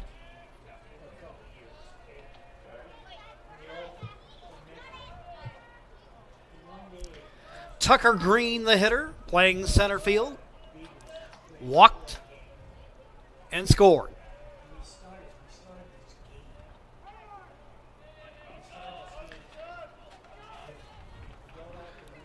Popped up on an infield fly in his first at-bat. So officially he's 0 for 1 today, but he's gotten on board and he's made it count.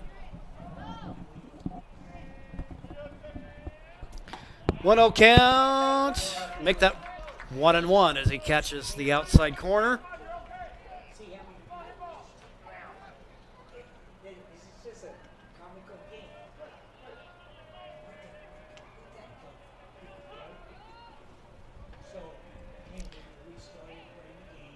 Konishi gets and tempts Green. Pitch on the outside part of the plate, swing and a miss, 1-2. And actually, that looked like that was a little outside. Like it could have been ball 2.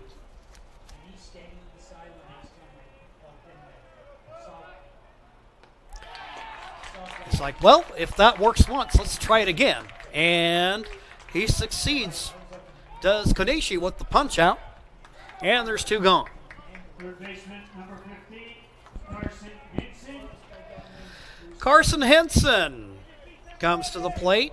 1 for 2.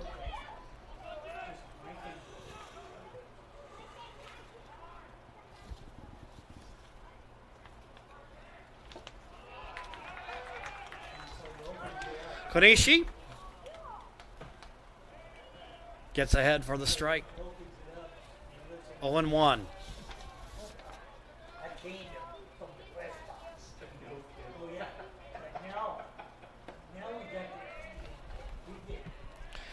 Early in the tournament, Henson took a turn on the hill through 4 innings, gave up 4 hits and 1 run. So he's enjoyed success on the bump as well. There's a strike from Kanishi. 1-2.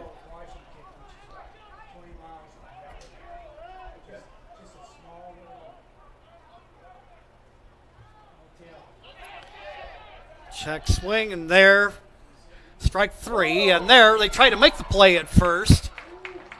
Well, it ends up short hopping in on Kane.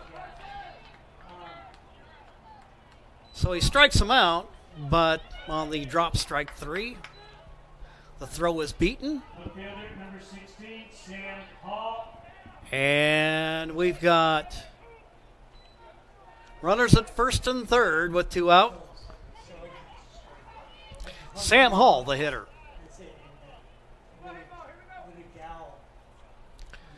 Hall 0 for 1 with a walk. Left fielder.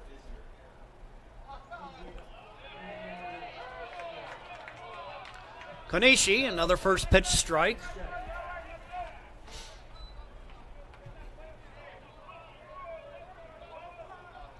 Cooper Kanishi has yet to issue a walk in this game, so doing a nice job of throwing strikes here. Throw over to first. Twins trying to tie it up with 2 out in the inning, trailing by 1 and a runner at third.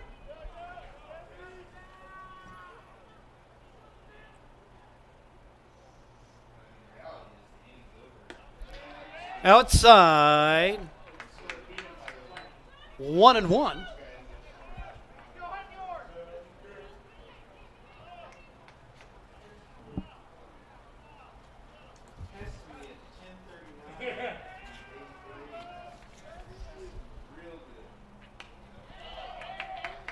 Ball hit behind the screen, fell.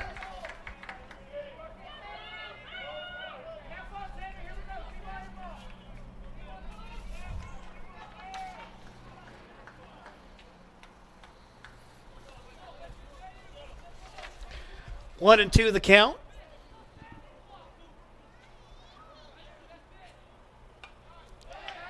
Pitch fouled away.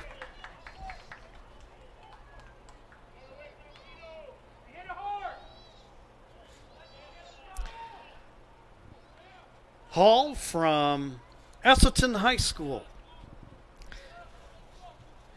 Hope I'm saying that correctly. Get a little lesson in geography working these regional tournaments. Of course, Joseph, you and I, pretty much Southern Oregon natives. We moved up from Southern California when I was a little kid, but it's interesting having a guy like Terry Ross, who's lived up in eastern Washington and over in Montana. We got other guys that have kind of lived all over the map. I've been here. Yeah. Southern Oregon for 35 years now, and full count at 3-2. But we've got some great communities out here in the Pacific Northwest, and of course Hawaii here. I can't say I've had the privilege. My wife has been to Oahu. I have not been off the mainland. Meanwhile, runner takes off, but it's a ball. I've been south across the border. I have several times, yeah. I have yet to go the other direction. I've been to Canada. It seemed like that vacation as a kid, all we did was ride around in the car the whole time. But I can say I've been there.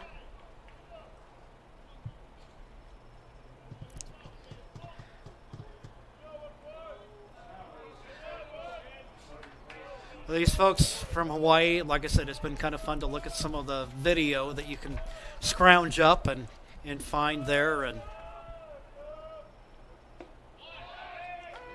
I like it here in Southern Oregon, but I don't think I'd mind paying the islands a visit.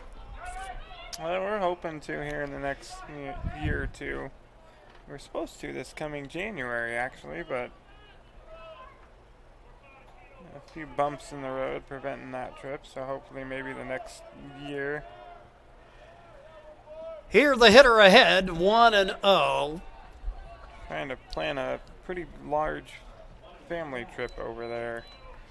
Me, my wife, kids, her brother, his family.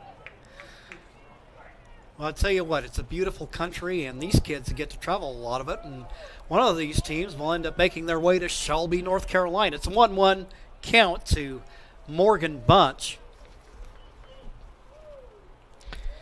2 out in the inning with the bases loaded. Twins with an opportunity to tie it up.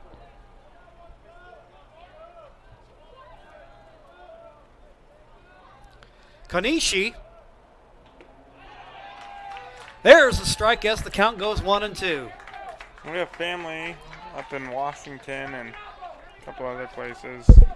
Tried to convince us to move away from here. My wife's okay with it. She's like, I'll go anywhere, you know. Yeah. New start, fresh start. And it's really hard for me to want to leave Southern Oregon and Oregon in general. It's just a beautiful place. Lots of recreation around us.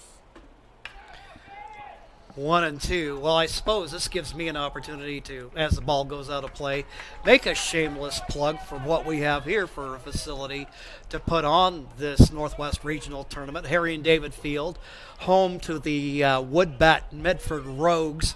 So college, summer ball college opportunity there. And then we've got this whole complex full of baseball, softball, soccer fields. 9 other baseball, softball fields outside of Harry and David. 3, 4, could be it's a 5th, including the football field, soccer fields. Line drive to left center field, and that's going to tie up the game. And another run's going to come around, and it's going to be 5-4. Meanwhile, pulling into third, Morgan Bunch.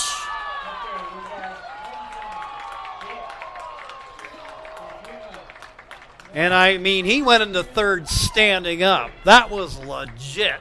And that gives Idaho the 6-4 lead.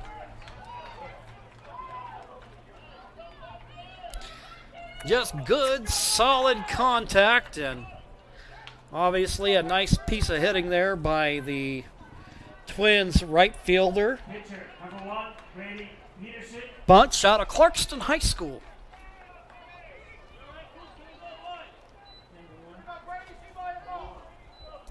So now it's a 6-4 ball game. Henson and Hall coming home. Pitch fouled off. We got 2 gone in the inning. So a big hit there for Morgan Bunch. And again, as I look at the stat sheet,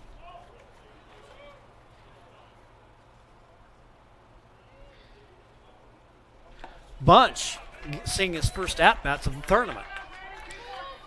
And to finish the thought from earlier, it's 15 total, including Harry and David Field right here. 15 total, beautiful, all turf fields except for this one, for football, soccer, baseball, softball. Bouncing ball hit down to second. Looking it in. Making the throw across the first. That'll retire the side. But the Twins score 4 and take a 6-4 lead. We'll be back with the top of the 5th, and Team Central will try to turn this one around, and we'll have that for you coming right up. 1, 2, 3 right now at Abby's. Abby's BLT celebration is on. 1, grab a large for under $20. 2, go giant and get 50% more pizza. 3, sauce it up with our new signature sauces. Now that's legendary. Our BLT pizza is loaded with 2 kinds of bacon, fresh lettuce, juicy tomatoes, and real cheese, all on our hand-rolled dough. Celebrate birthdays, graduations, and sports parties for less with our BLT. It's as easy as ABC. Order now at abbys.com. Prices at the pump are up, but at Lippert's, prices are at record lows, and we're giving you something extra this summer. Waterproof click flooring, just $199 a square foot. Designer tile, $299. Carpet, an amazing 99 cents. And you get a free gas card with flooring purchase. That's right, a free gas card with your flooring purchase. Time to pump up the savings on your next project at Lippert's Carpet One, Medford and Grants Pass.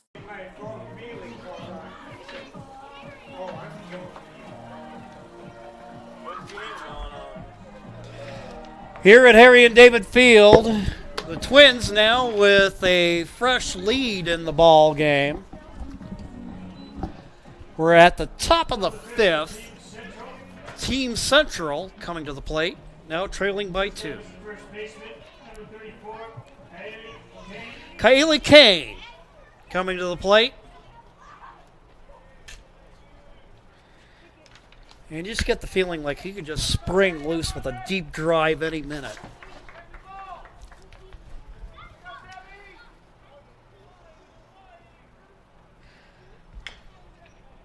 Kane hits the bouncing ball. Kane, attending the University of Hawaii at Hilo.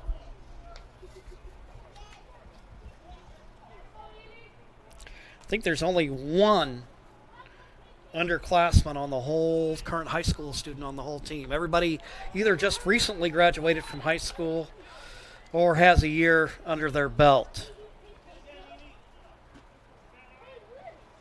Yeah, only one junior.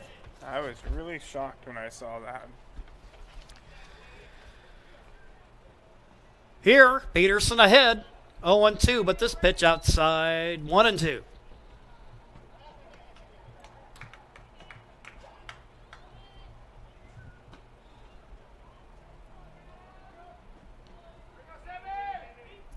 Kane 1 for 2 on the evening.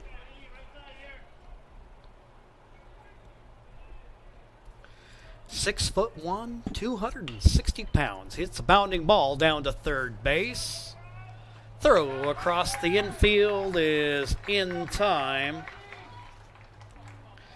And there's one gone on the play. Henson to Els. Maseo Manami, right fielder.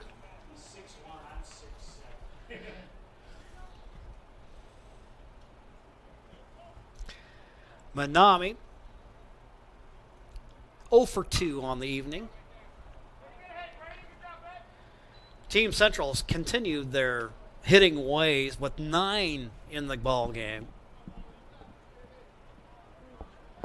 But the Twins with the 6-4 lead, and now they've got 5 on the contest.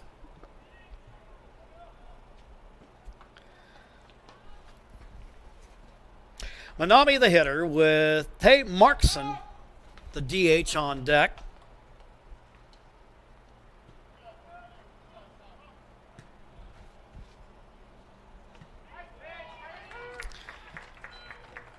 Peterson pours that one in for a strike. The count 0-2. Peterson coming to the inning. We're showing here. Got him at 77. On the live stats, 77 pitches, so still in pretty solid shape. 1-2 the count.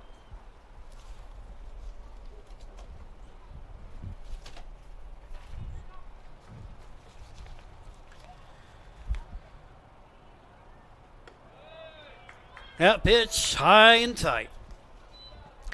2-2. Today's game is brought to you by the Southern Oregon Sports Commission's Know Your Role campaign, promoting respectful behavior at youth sporting events, and by Hart Insurance, providing personal and business coverage in Grants Pass and Medford. Peterson out of the stretch. Chop foul.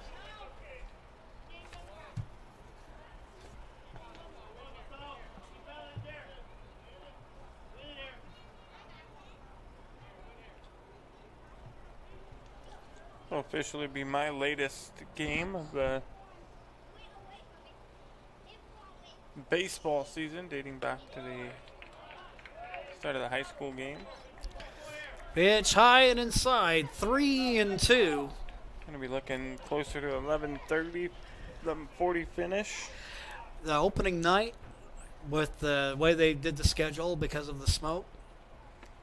Pitch outside as the hitter draws the walk. I told my wife I don't know if I'll be home until midnight. And it ended up being a 5-inning game with the Mustangs winning in convincing fashion against Missoula. I think I kind of surprised her. Yeah, I lucked out a little bit. I was at home and watching that one, thinking and telling my wife, tomorrow night could be looking just like this. I could be getting home pretty late, and thankfully it wasn't too bad. Yeah. Last night. This one, though, getting up there. Well, here we'll have a meeting on the hill. If it wasn't for that darn heat coming into the valley, yeah, we'd been home quite a while ago. That's right. Originally, they were talking about the late game being at 6 something. 6 o'clock, 6:30.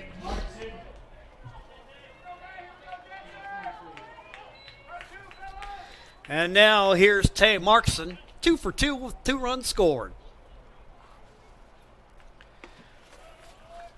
Deuce is wild for the Hawaii DH.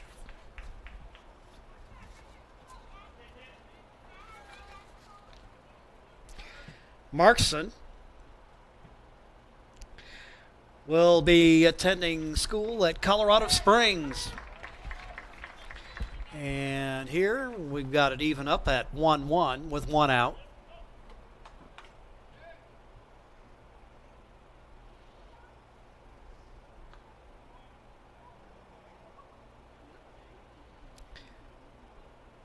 Peterson goes to first.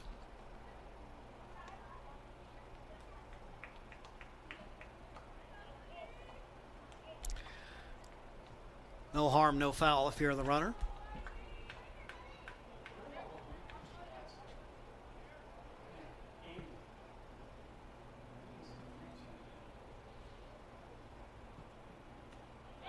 Pitch outside, and that's going to end up going back to the backstop and moseying into second base. Masao Manami. So we got a runner in scoring position with 1 gone.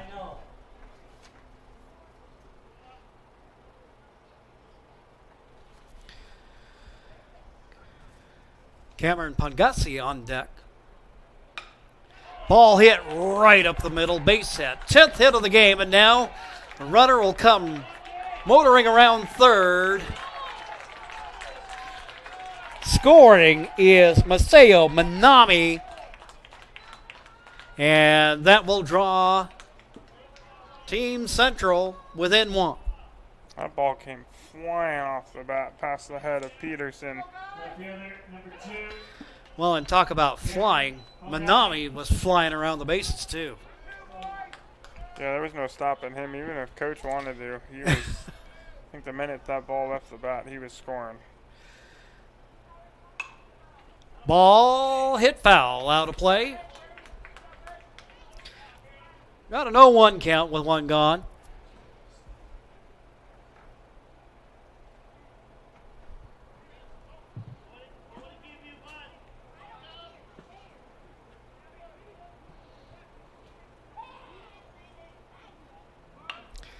Lay down the bunt. Pitcher has trouble with it, and everybody's safe.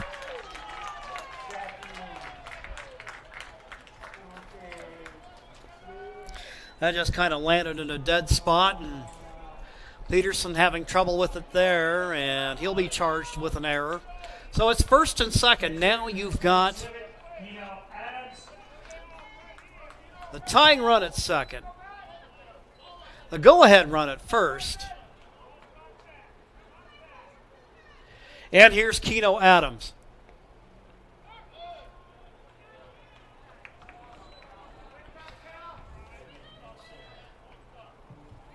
Adams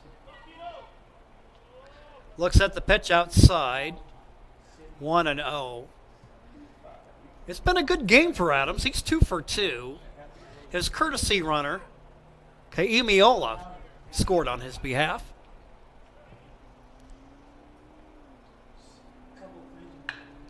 Bouncing ball down to third. Throw to second to get him there. Throw over to first. And that'll get away from the first baseman.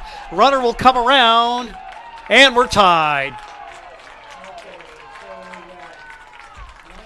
Coming home, scoring the run is Tay Markson.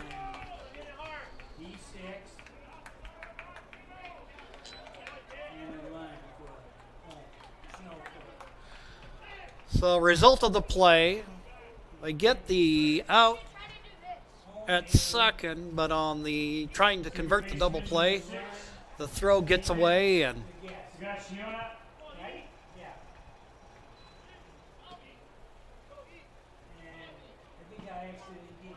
Markson scores the run to make it a 6-0 ball game. And here is Ethan Higashiana.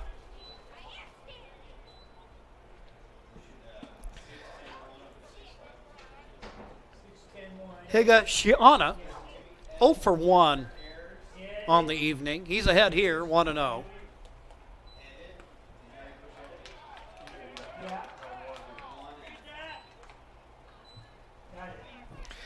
Pitch will miss. 2-0.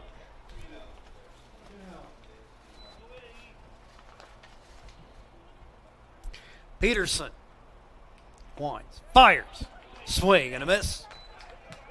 It's 2-1.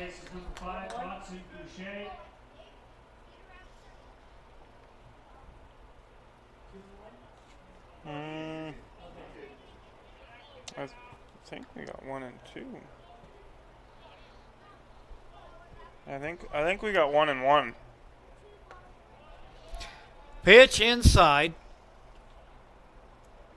Yep, 2-1, Beach, 2-1. 2-1 count. 2 gone. Possible go-ahead run at first base. Peterson is offering, fouled off. And now the count even up at 2-2. Higashiana graduated from high school in 2025, attending Puget Sound.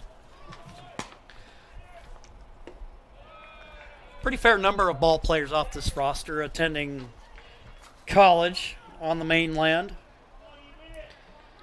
Manami at Feather River. Caleb Wada at Hartnell. Boucher at Siskiyous.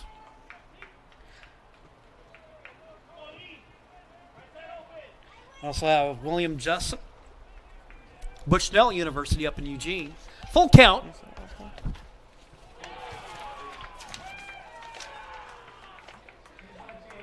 And the batter hit by a pitch. And we got a call to the pen. The entire, including, nope, not including our junior. Everyone else except for our junior is committed or already out of college. Wow. Every player. And you say experienced. University of Hawaii, Feather River, Hartnell, Siskiyous, Puget Sound, Concordia, Irvine, University of Hawaii, Hilo, Trinity, University of Hawaii, Holy Cross, St. Martin's, William Jessup, Colorado Springs, St. Louis, Bushnell, University of Hawaii, Hilo, and Puget Sound. Wow. Every member of this team is either already at college or has committed to a college. That is impressive. That is just impressive. Shout out to the head coach, Orlando Gante, OG Glass.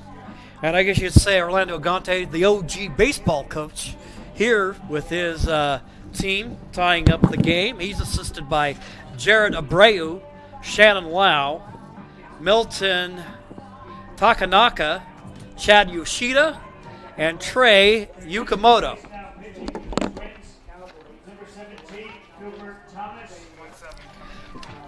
Cooper Thomas coming in to pitch. Fans, Row Credit Union is proud to sponsor the Medford Mustangs this summer. And with the Medford School District each year, they bring you the touchdown, 3-point field goal, and strikeout clubs, which raise money for North and South Medford athletics.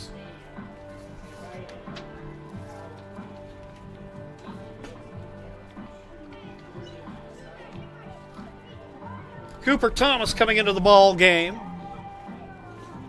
This will be his second appearance of the Northwest Regionals. In 2/3 of an inning, he's faced 4 batters, given up no hits, given up a run, and it was earned, walked a hitter, and has a strikeout to his credit. Here with the game tied at 6 apiece, he'll go ahead and try to stem the tide here.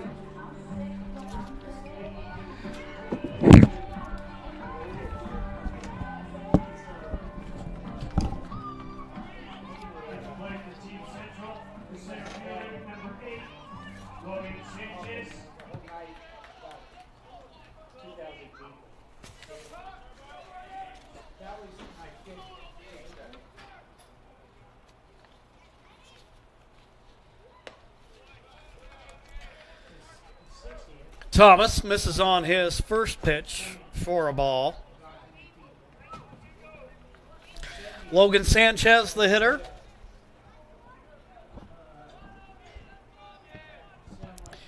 Sanchez, the center fielder, 0 for 1 with a run scored. Walked and brought home a run. Here he's ahead, 2-0.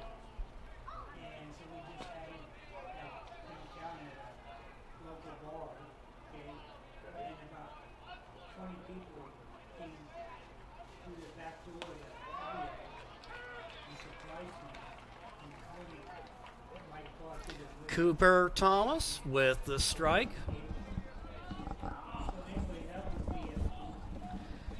I'll just change up the color scheme a little bit here to maybe reflect the colors tonight. Now, if you look, and here, runners are going to take off as the pitch gets away.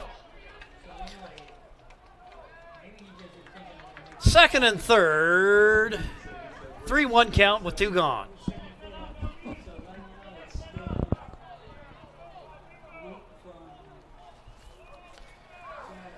Oh, the occupational hazards of being a reliever with ducks on the pond.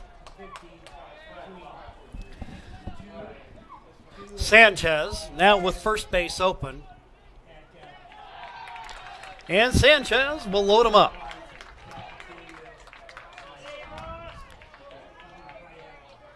Well, as they say, it ain't over until it's over. And I don't know if this one will ever end. yeah, I'm not sure. You know, the Twins took that 6-4 lead with the 4 in the 4th. Then Central has come storming back to tie it up. And, yeah, I don't know whether we're done yet. The way this is playing out, this could be one of those that could go into a few more. Give everyone their money's worth.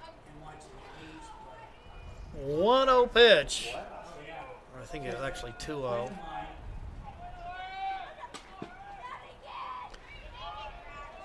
There's a strike.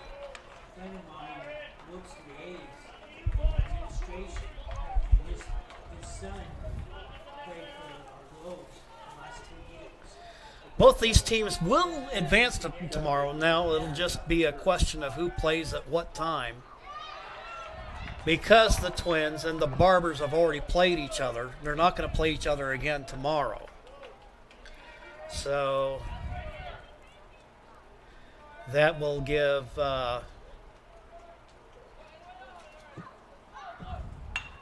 here, a bouncing ball down to short. Throw across. Oh, he's safe.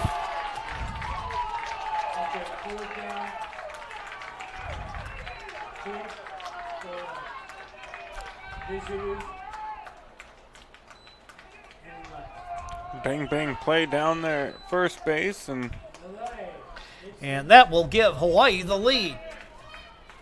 Third baseman, number 4, Caleb. I didn't quite see where Casey at second went, but he was nowhere to be found at second base. I think that's where Crisell went looking first when he popped up with the ball. Nobody was there and had to decide to get it on over to first instead, which cost him that split second. That would have resulted in the out. So Higashiyama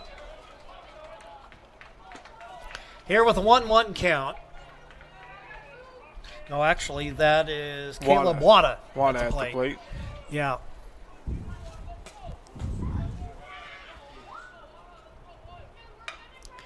Bouncing ball hit down to short, shovels it to second. That'll retire the side. Casey However, was there that time.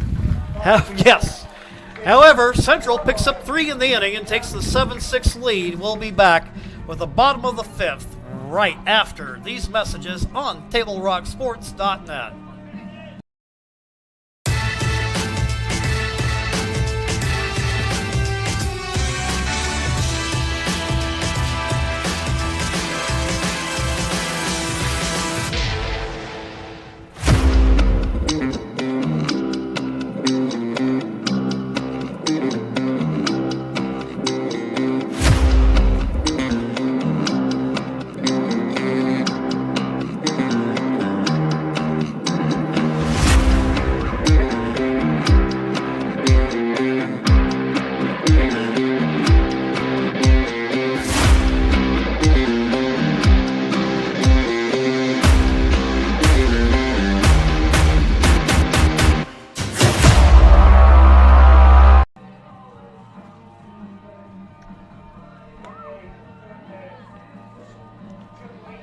Table Rock Sports says thank you to Sherm's Thunderbird and Food for Less in Southern Oregon. And they help us highlight our teams and student athletes. If you shop at Sherm's, they will save you money.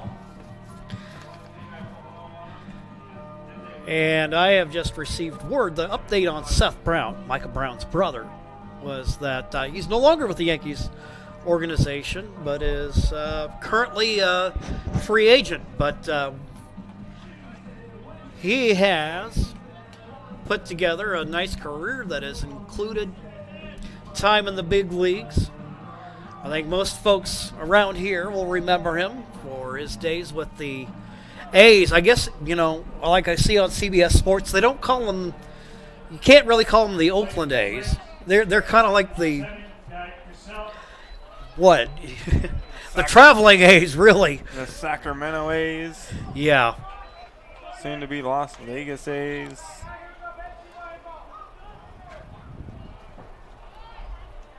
Sad how that all went down. Yeah. Bouncing ball. And Crisell gets aboard. So we got the tying run on at first base. Casey. Now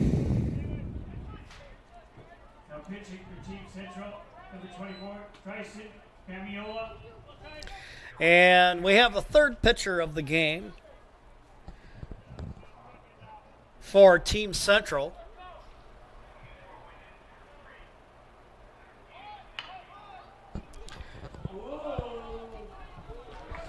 Shovel it down to first. And there's one gone. First baseman, number 11, Cody Els.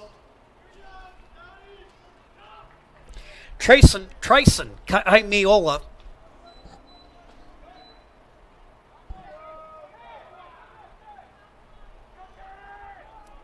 is on the hill.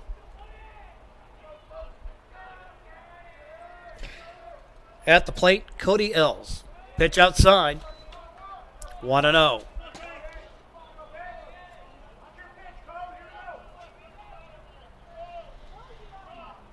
Els, 1 for 2. Run scored. A walk. RBI. Once again, he's a busy man this evening. Ball hit in the air to center field. Sanchez makes the catch. 2 away. Catcher, number 20, Cal Robbins. Here's Cal Robbins. Twins catcher 0 for 1. RBI. I have a feeling no matter what happens in this ball game, these two teams are probably going to see each other again on Sunday. I wouldn't go against that. Washington already fell to this Idaho team. Here the ball's going to fall into right center field, and the runner will come around third and score to tie up the game. Krauselt. Meanwhile, I don't see Portland beating either of these guys.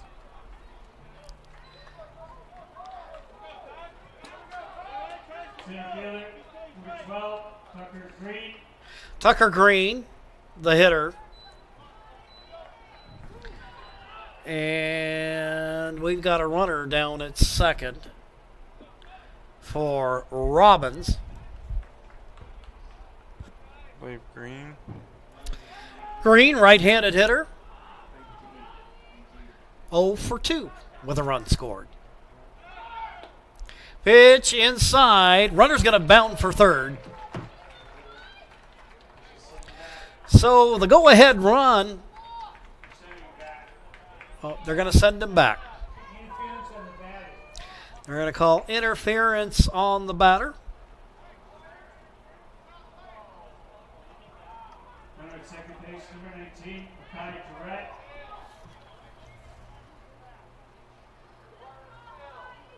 Makai Durrett, the courtesy runner, wearing number 19.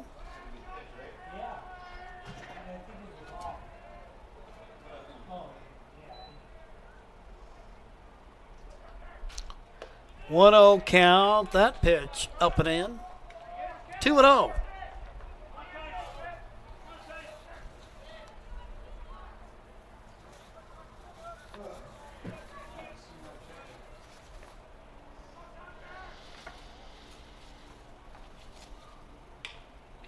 Bouncing ball hit down to third. Throw across the infield is in time. And that will retire the side. But by virtue of putting a run on the board, the Twins tie it up at 7. We'll be back with the top of the 6th right after these messages on TableRockSports.net.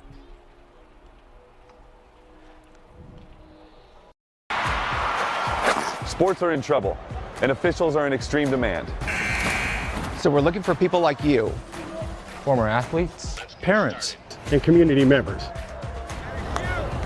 What it takes is attention to detail. A positive attitude and respect for the game. Anyone who can manage the game and stick with it. Because the hard truth is, no ref, no game. Play ball.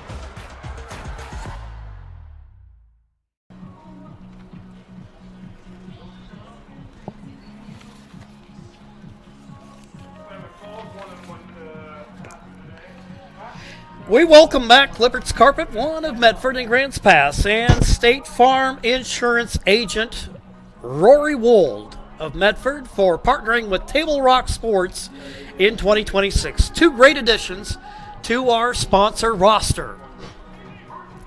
Of course, these 2 teams, they will move on to play tomorrow. The outcome of this game will determine the timing of the games. Kennewick, who won earlier today, has already played the Twins, so they'll avoid each other. So it'll be Tigard going on to Saturday play. Of course, you know, it gets this late at night, you begin to go, okay, try to keep it all straight in your head, who's playing who, and maybe I'll just stick to the matter at hand. sometimes that's easier, but still got to give the people what they want, and the hitter will hit. Yes. And Kylie Kane now 2 for 4 on the evening, and that is the 12th hit of the ball game for Hawaii. Third first pitch, a base hit I've seen him have in 2 nights. Likes just getting out there and attacking, and puts the barrel on the ball. And see ball, hit ball. Here a bunt. Throw down to second. Unable to hold on to it. So that'll go as an error on the pitcher.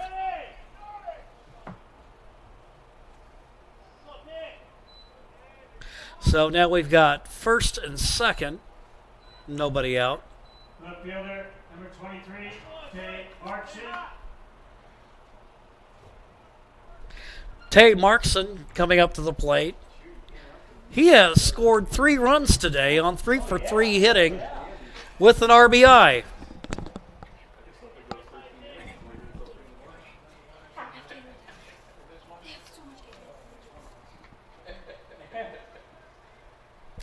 Cooper Thomas on the hill. On in relief of Peterson. Still looking to record his first out of the inning.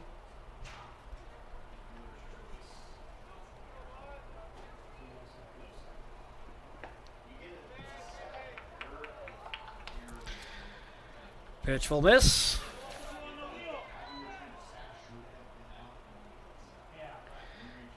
As the hitter gets ahead, 1-0.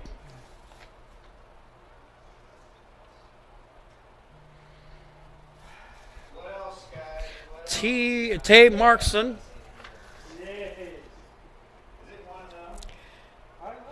6'1", 175. He'll play left field. He'll catch. And he'll see what he can do to put his team back on top. He's got Kane, the lead runner, at second.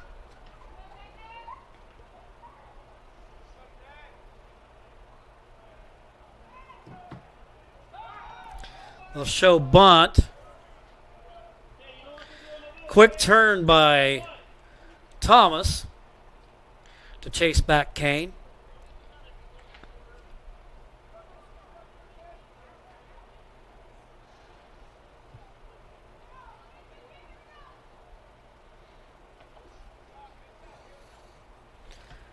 Shows bunt, but then pulls it back. Bouncing ball. Lead runner Kane retired at third. And there's one gone. Well, if you can only get one, that's the guy to get.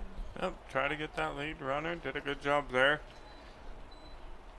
Not making a mistake again. Cameron Pongassi. He's 1 for 1 on the day. Among his at-bats, he's sacrificed. Left-handed hitter against the left-handed pitcher.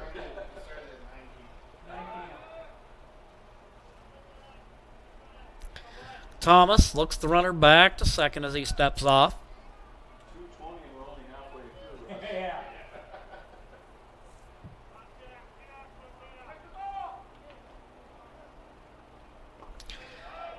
Outside pitch.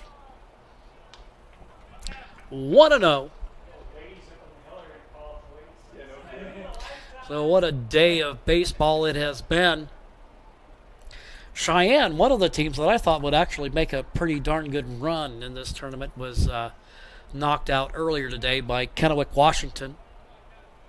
Then we had a thriller between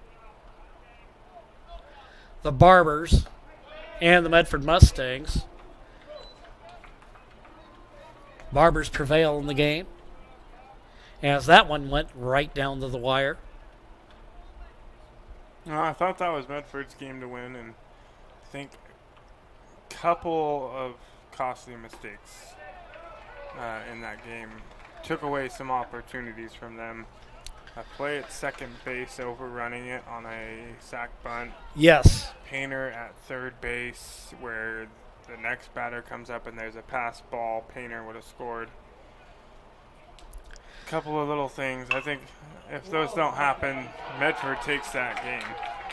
Ball hit up the middle to center field, base hit. Uncorks a cannon from from center field.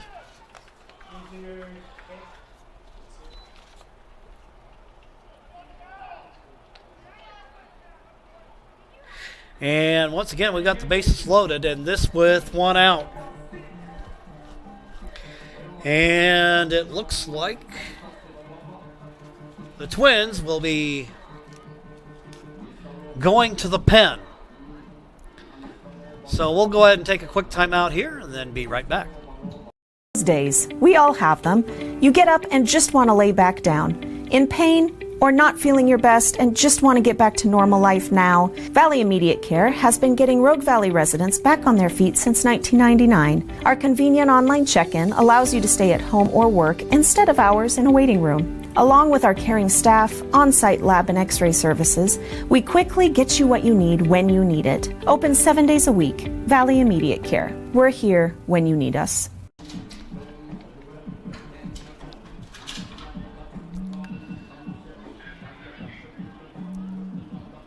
For almost 50 years, Bill's Glass has been the clear choice in Southern Oregon for your home, vehicle, or business needs.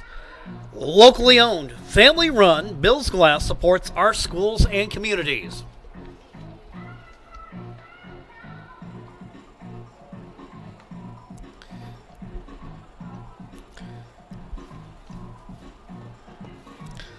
The Twins make a call to the pen. You got the Ducks on the pond with one gone. Right-hander taking his warm-ups.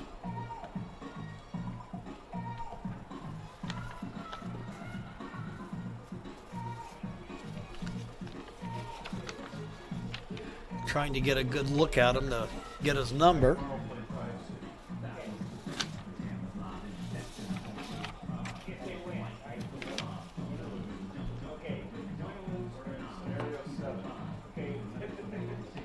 Win or lose, Hawaii plays Tri-State.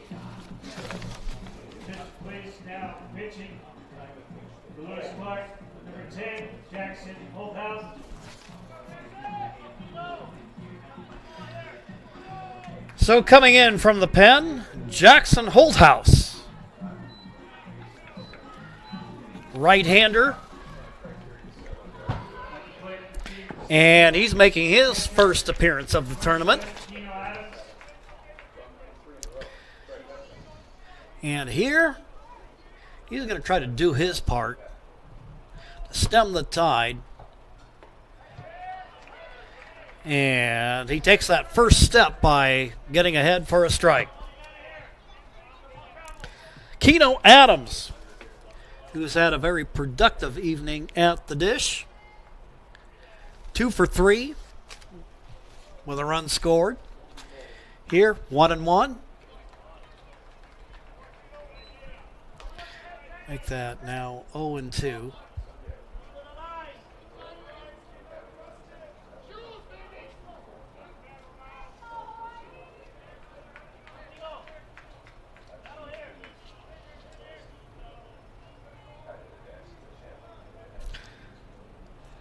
Holthouse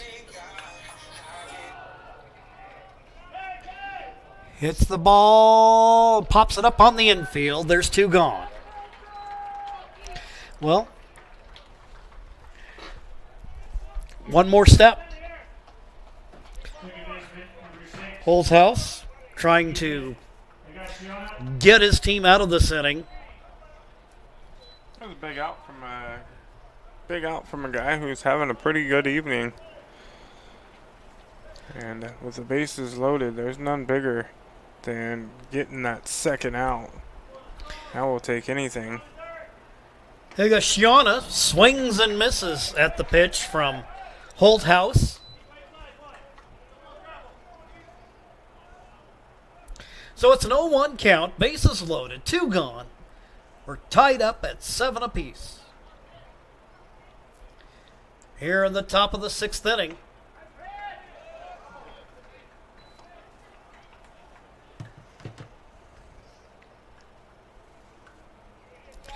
Pitch will miss for ball as the count evens up at 1-1.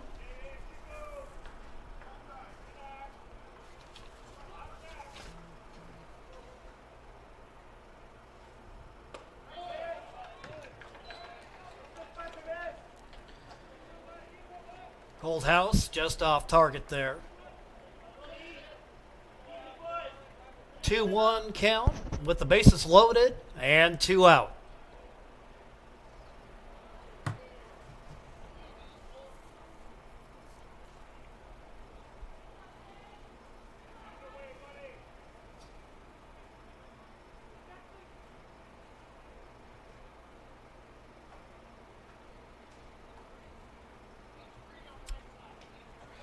Holthouse steps off the rubber. Higashiyama been hit by a pitch twice this evening.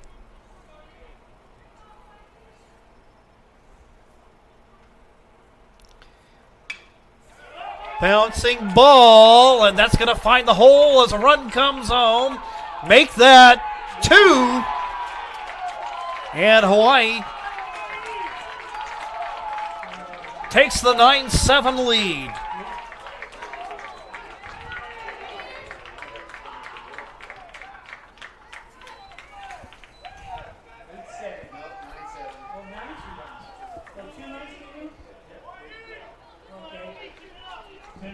Adams and Markson end up scoring runs to put the team back on top.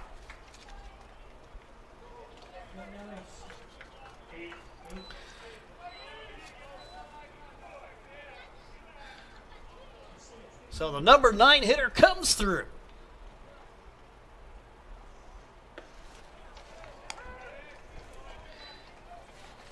I want to go back to the top of the order with Logan Sanchez. Sanchez walked in his last at-bat for the 5th, has an RBI to his credit, and a run scored. He's actually walked twice this evening. Bunt foul down the third baseline.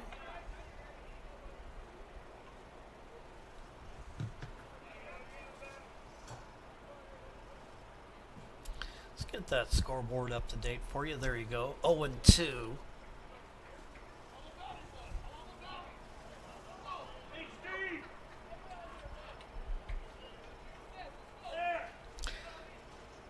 So another big night of offense. You talked about coming into this game, the gaudy hitting statistics for Hawaii, and here 14 on the night. Yeah, 14. I said it back in the 4th inning. They're on pace to possibly get to 18. They're pushing for it. Pitch inside, 1-2.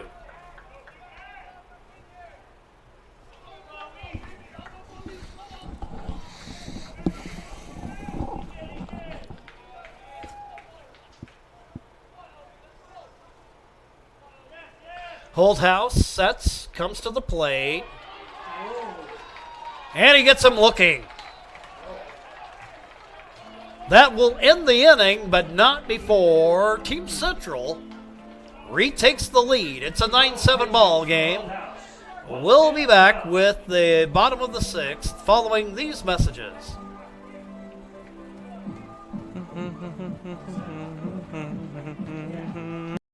Chrysler Jeep Dodge of Medford has a large selection of new vehicles from Chrysler, Jeep, Dodge, and of course Ram trucks. We make it easy to drive home in the new vehicle of your dreams. Only at the Lithia Chrysler Jeep Dodge of Medford Superstore. Whether it's game day or a family get-together, Sherm's has the quality products and prices that will make you cheer. Sherm's Thunderbird Market, Medford's original discount grocery store. You want diverse venues? We got them. Year-round sports access? You bet. Race cars, soccer, paragliding? Check, check, check. Medford has it covered as your sport ground, where the West Coast plays. Lithia Chrysler Jeep Dodge of Medford has a large selection of new vehicles from Chrysler, Jeep, Dodge, and of course Ram trucks. We make it easy to drive home in the new vehicle of your dreams. Only at the Lithia Chrysler Jeep Dodge of Medford Superstore. 21 hits in the ball game. Quite an offensive showcase this evening.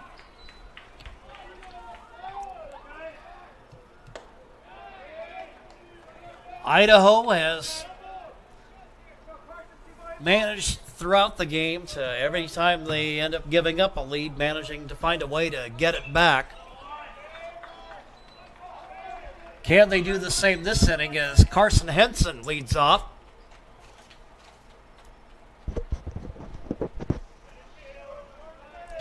It's a 1-1 count.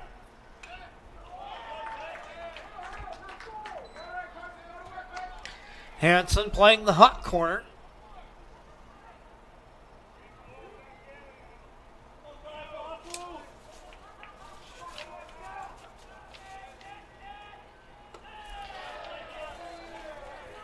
Pitch outside. Trison Kaimiola.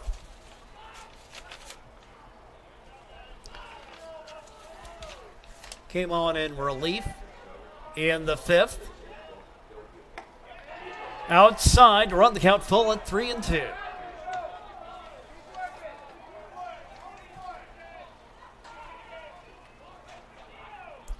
Leadoff hitter here in the frame. Pitch up. He ends up hitting him there, and the leadoff man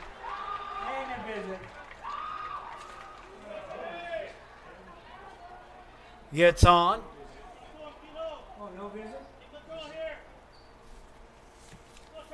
Left fielder, number 16, Sam Hall. And here's Sam Hall. Hall 0 for 1, scored a run, walked twice.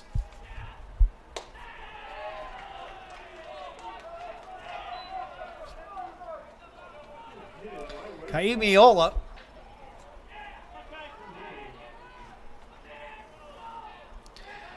thus far has thrown an inning, giving up 2 hits, a run earned. No walks or strikeouts, but he does have a hit batter that now represents the runner at first.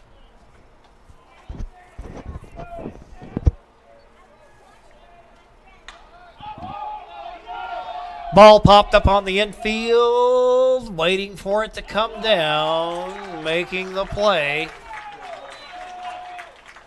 is Adams, and there's one out. Left fielder, number 14, Morgan Bunch.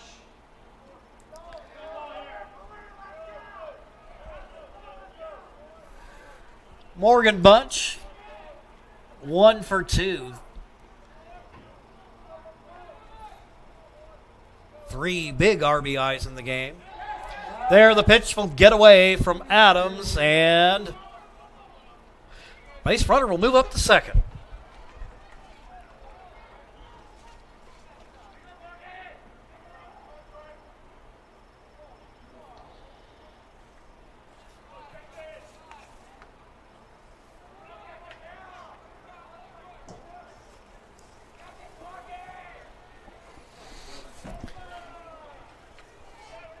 Idaho not going down without a fight here. No, they aren't. You know, they've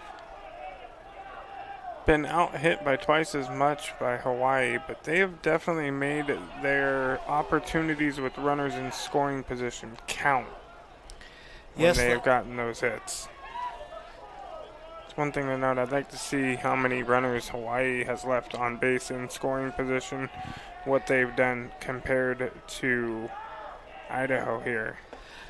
Well, one of the things that Idaho has succeeded in, they've drawn 8 walks tonight. And then they've got a couple hit batters in that whole mix. We've got a 3-0 count with one gone. First base open. Bunch the hitter with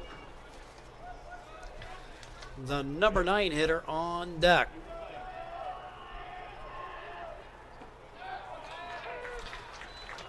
Strike right down the pipe to make it 3-1.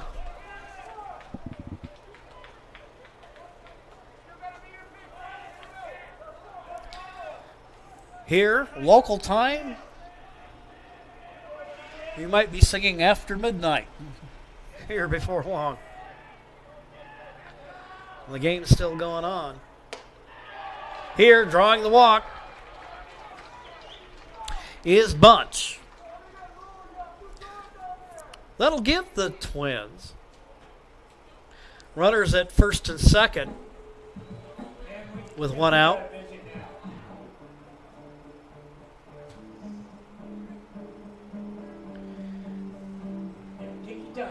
And Coach taking his time, making his way out there.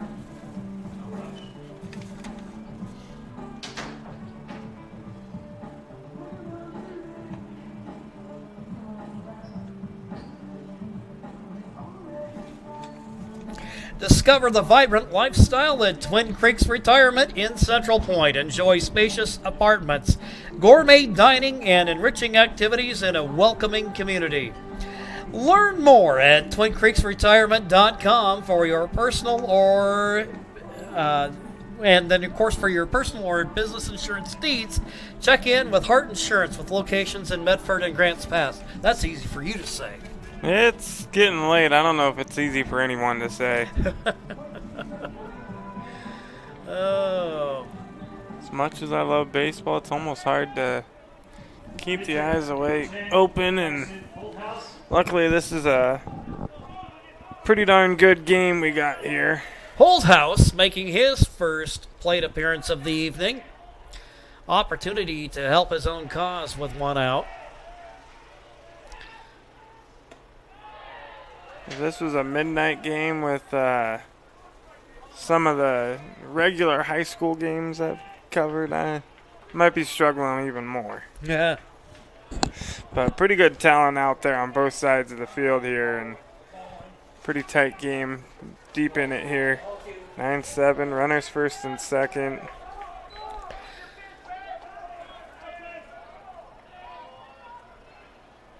Jackson Holthouse going into his junior year of high school. Trying to turn this lineup over for Idaho back to some really good hitters. That one in under the hands. And that will run the count to 3-0.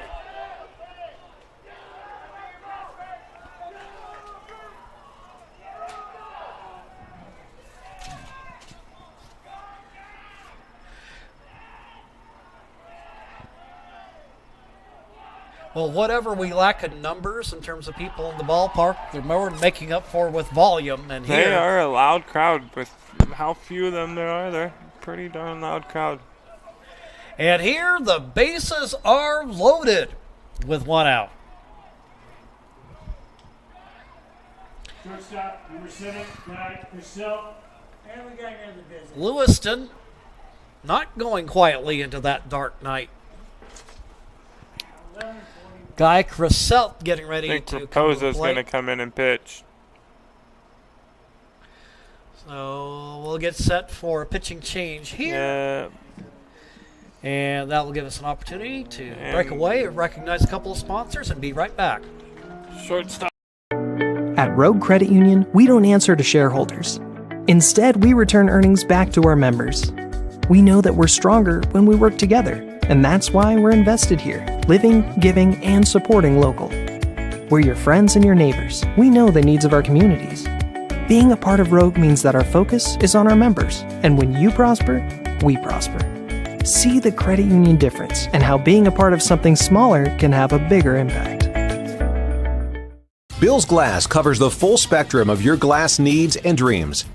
Having new windows installed by Bill's Glass dramatically update and improves the look of your home and helps reduce energy bills year-round. Let Bill's Glass show you what you've been missing. Bill's Glass, the largest glass company in Southern Oregon for your home and auto, as well as the trusted industry leader for over 50 years. Locally owned, family run, Bill's Glass in Ashland, Medford, and Grants Pass. So they move the chess pieces around. Hawaii reliever coming into the contest. Aaron Raposa will move in from shortstop. And it looks like with that, Caleb Wada will move from third to short. Meaning what we'll try to do is get you the identity on that third baseman as soon as we can. And Kaimiola will take over at third. You get all that, you'll be quizzed on it later.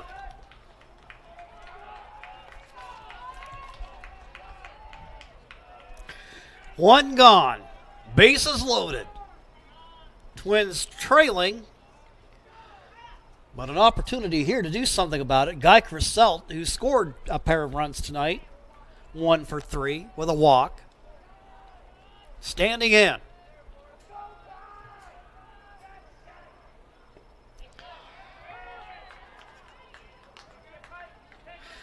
He'll catch the outside part of the plate. No, actually, he'll just miss.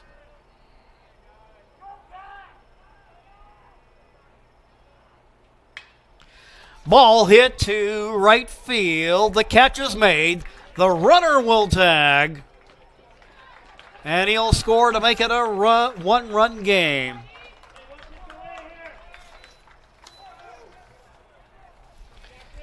Bounding home. Sam Hall to make it a 9-8 Hawaii lead.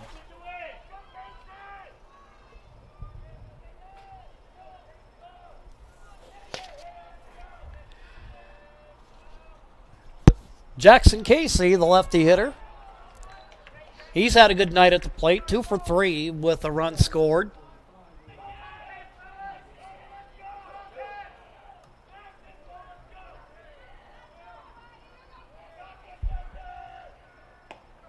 Swing and a miss. 1-1.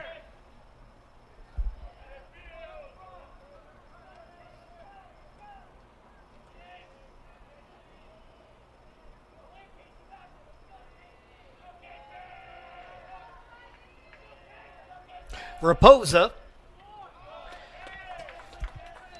Pitch fouled away.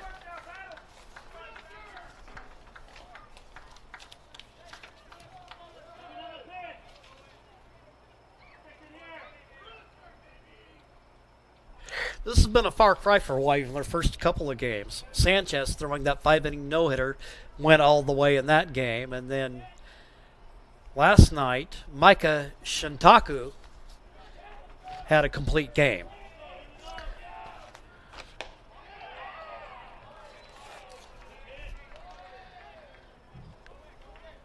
Got to even count now at 2-2. 2 gone.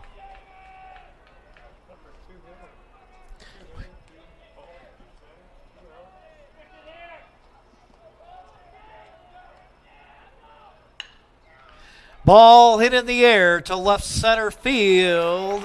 Sanchez makes the grab, and that'll retire the side.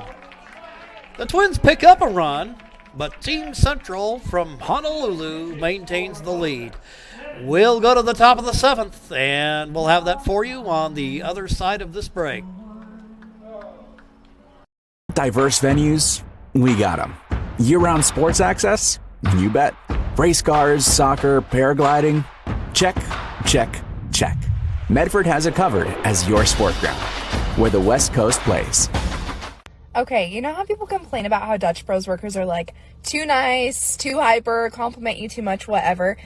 Maybe you're not nice enough. Maybe you need to get a little Dutch Bros in you.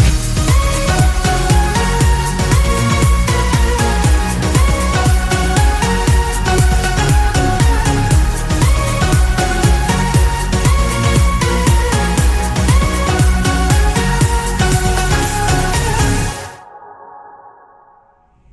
Discover the West Coast destination for those seeking more. More sunny days, more athletic facilities, more outdoor adventures, more to do during downtime. Medford is your sport ground, where the West Coast plays. To the top of the 7th, coverage of the 2026 Northwest Regional Tournament is brought to you by Travel Medford and the Southern Oregon Sports Commissions and our legend sponsors, Valley Immediate Care and the Cow Creek Band of Umpqua Tribe of Indians. Jim McCoy along with Joseph Brett, Mikhail Weich on the camera. The second game of a doubleheader of evening action here. Kennewick, Washington, punching their ticket by eliminating Cheyenne this morning, 11-2. So remaining your final four will be Hawaii, as well as Lewis Clark, along with the Tigard Barbers and Kennewick, Washington.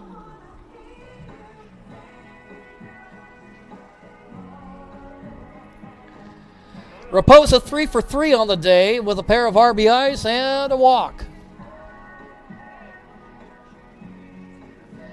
One of those hits of the extra base variety. Holthouse remaining on the hill.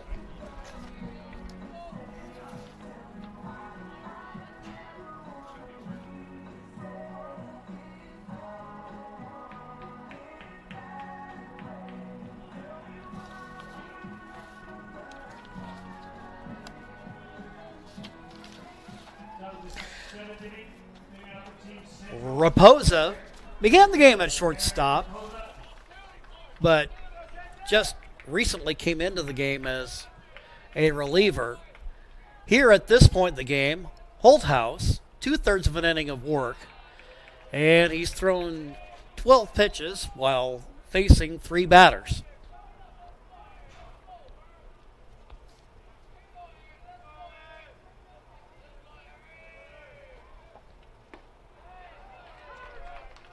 There's a strike. Against Raposa, it'll be Raposa followed by Wada and Kane. Pitch fouled off to the left.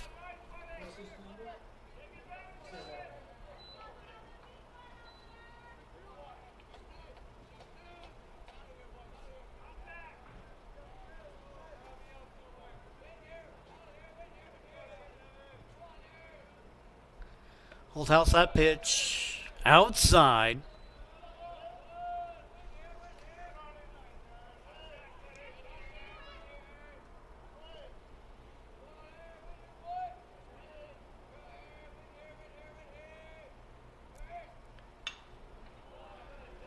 Pitch hit in the air off to the left. That'll end up landing in the Team Central bullpen.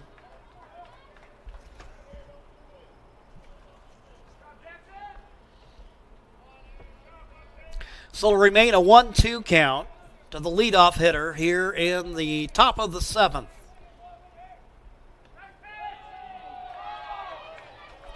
Inside, 2-2.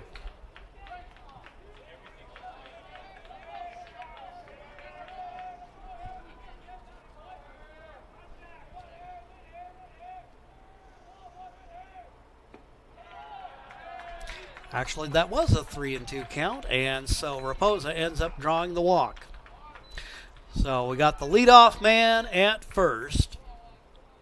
Hawaii looking to gain some separation here, and no lead has been especially safe this evening.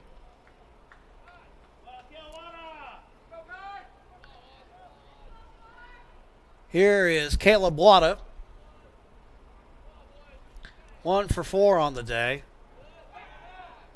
Throw over to first. Little backdoor play there. Throw not in time. Well, whatever day for Raposa. 3 for 3. So he's been on base every time he's gotten up. 3 hits, a pair of walks.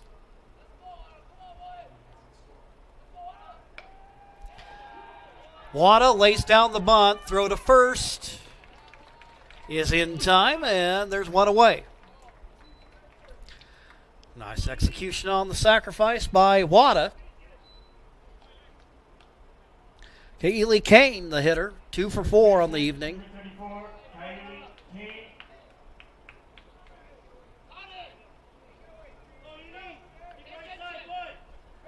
Kane, the hitter, with Manami on deck. Actually, I think we may have a pinch hitter coming up.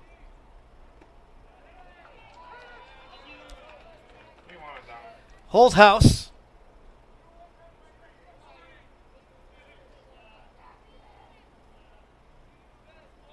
Gets ahead of the big first baseman.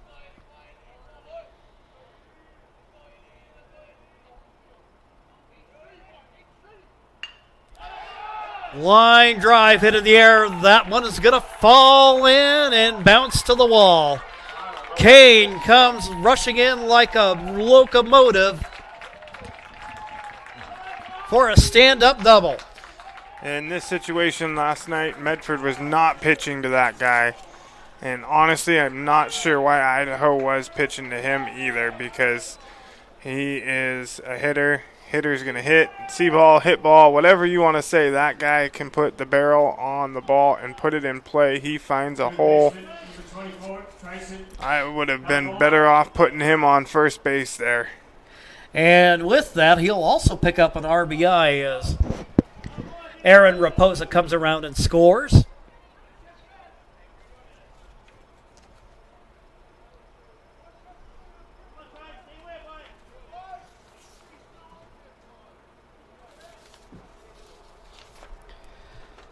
Three for 5 now on the evening. Nice evening of work for the young man.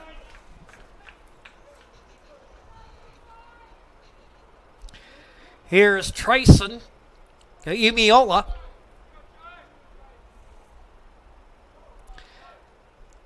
Stands in, right-handed hitter with an open stance.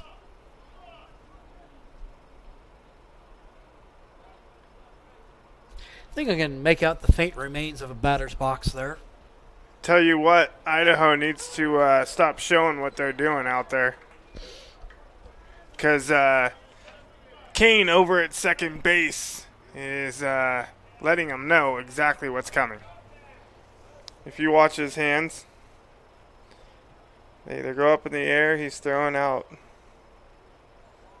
Yeah, I wonder if catcher sees what I'm seeing. Well, stay tuned, as they say. With the run scored by Raposa, that gives Hawaii a 10-8 lead. 15 hits on the night. Well, you mentioned you thought they might be on a pace for 18. They just got 3 more to go, and I don't know that I'd bet against them at this point. And that's not saying anything against the pitching of the Twins. It's just this team can hit and hit very well.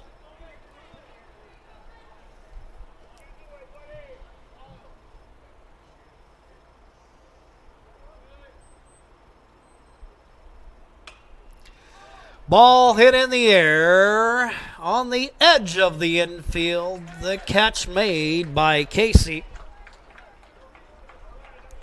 2 out.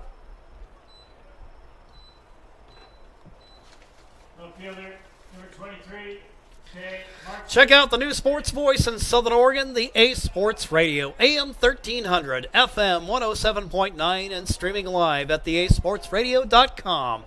You'll hear all NFL playoff games and the Super Bowl on the Ace. And then the weekdays, it's the Rich Eisen Show and Tee It Up Southern Oregon with Joe Brett. The Ace Sports Radio.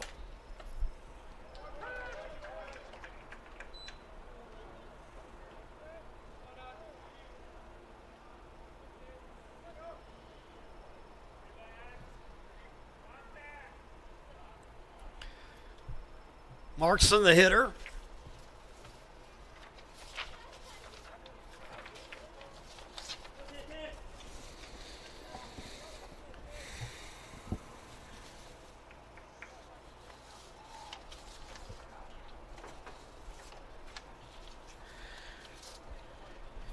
He's ahead 0-1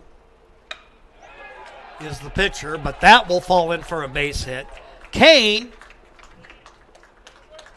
will amble into third.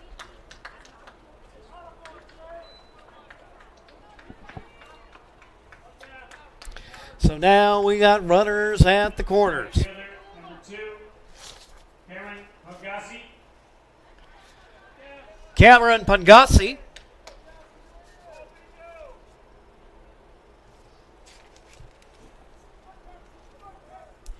See if he can't bring his teammates home.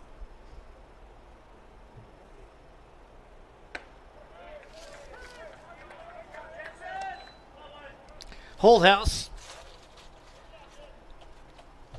throws it in for a strike, and we've got an 0-1 count.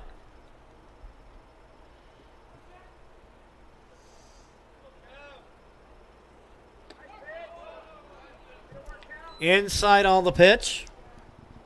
Count even up at 1-1.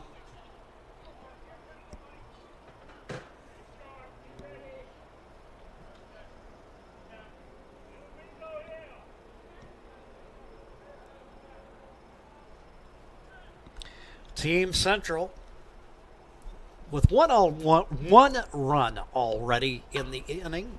Bouncing ball hit down to third. Throw across the infield in time. And that'll retire the side. So one more chance for the Twins. Can they make a comeback? The way they performed tonight, I wouldn't go against them. We'll have to see how it goes. And we'll have that for you in 60 seconds.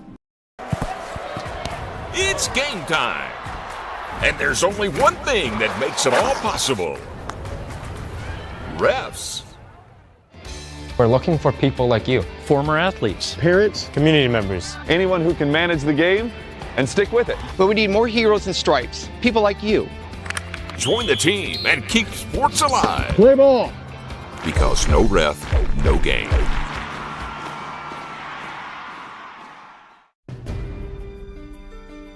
Choose a company that best represents you and our local community. Choose a company that focuses on relationships rather than transactions. Choose a company that empowers their employees and provides growth opportunities from within. Choose a company that shows compassion and rises to the occasion in times of need. Call a John L. Scott broker today.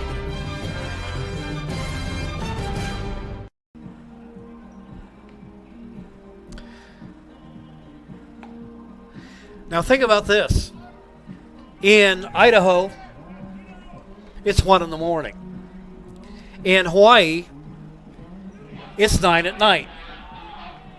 So if you're in Hawaii, good evening. If you're in Idaho, good morning.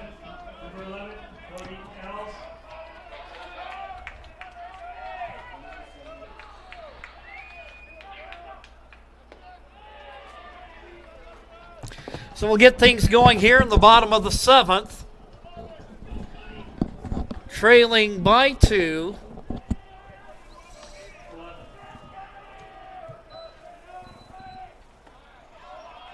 A strike.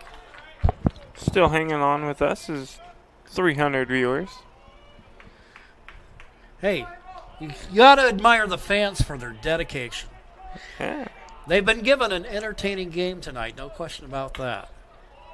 We've been getting about 1,000 per ball game. Not a bad night at the office. Yeah, about coming into today, 8,000 people watching the regional tournament on Table Rock Sports over the first 2 days. Pitch in under the hands. That rides inside on Els. Raposa in his second inning of work. And might I say, he's looked pretty sharp coming in from shortstop. else, the most dangerous hitter in the lineup, or one of them, strikes out. So the Twins, who will play tomorrow, are down to their final 2 outs.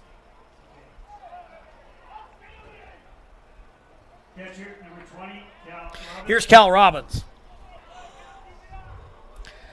Robbins 1 for 2 tonight with a pair of RBIs and a walk.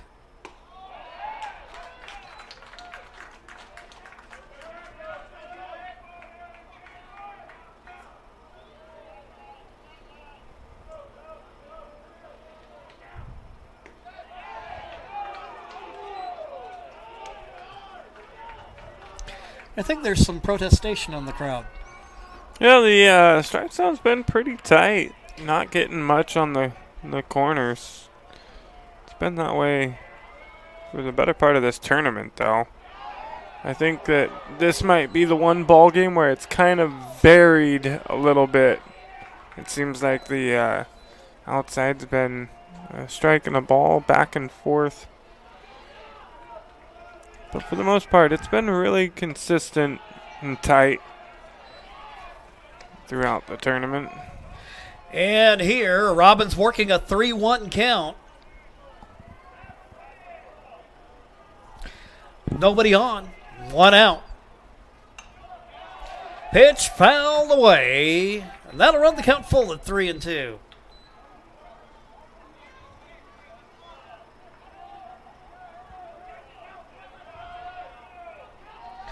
What a night of baseball it has been here at Harry and David Field. And we got more coming tomorrow.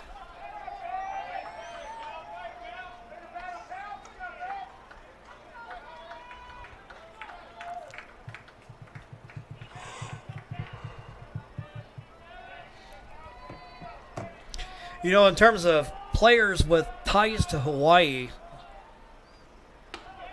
had a couple of viewers mention a couple of guys that I had forgotten about. Mets. And, you know, right there along with, in that whole mix is Ron Darling. And then Benny Agbiani.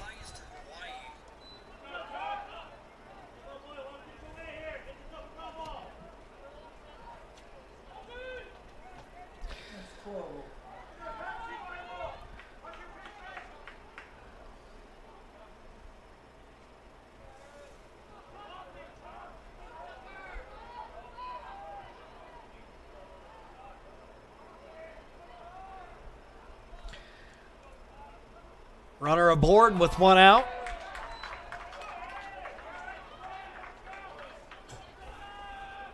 Potential tying run at the plate in the person of Tucker Green. 0 for 3 with a run scored and a walk. That pitch in tight. 1-1.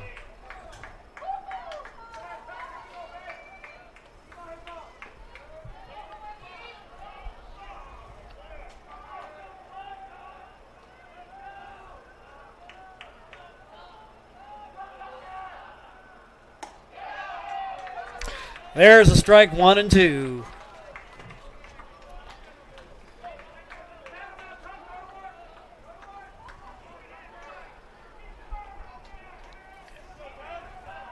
Aaron Raposa trying to slam the door on this. Potential save opportunity here. Been a high-scoring game, and it's been back and forth. Knotted at 1 after an inning. Then Hawaii took the 2-1 lead. Twins tied it back up in the 3rd. Then Team Central put up a pair of runs. Twins answered with 4, and there aren't too many zeros up on that scoreboard tonight. Ball hit in the air.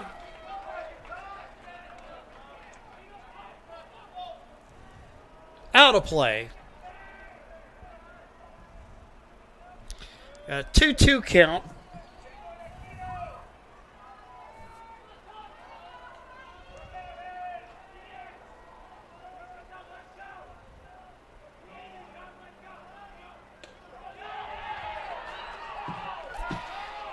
Pitch will miss to run the count full at 3-2.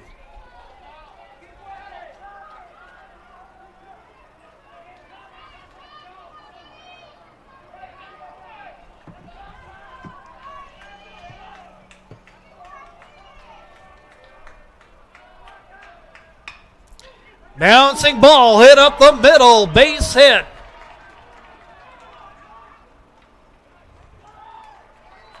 So now we got first and second with one out. Well, the one out single by Tucker Green. Number 15, Carson Henson. So that's 8 hits on the night for the Twins.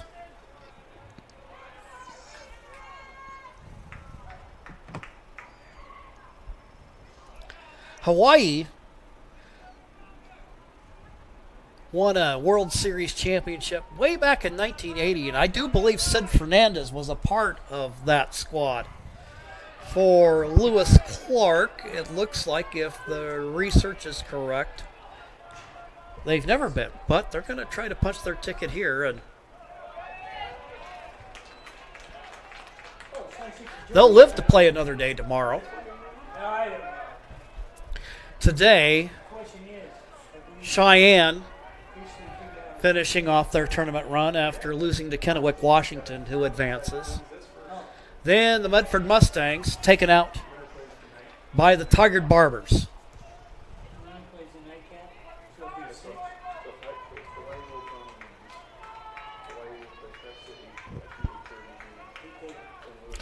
First and second, one out.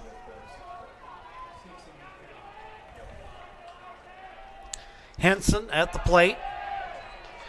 Looks at the outside pitch, 2-1. Henson, for his part on the evening, has scored a pair of runs on 1 for 3 hitting.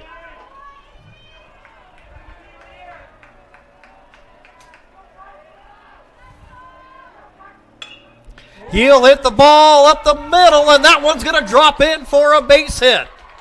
That hung up there long enough that it's going to be station-to-station base running. So we got bases loaded.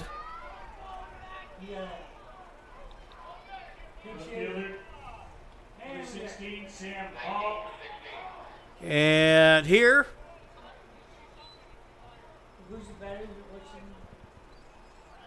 we've got, looks like somebody's going to pinch hit for Sam Hall. Number 19. All right. Durrett, reserve catcher. And I hope I'm saying his first name correctly. Maki Durrett. Seen him as a courtesy runner earlier this evening.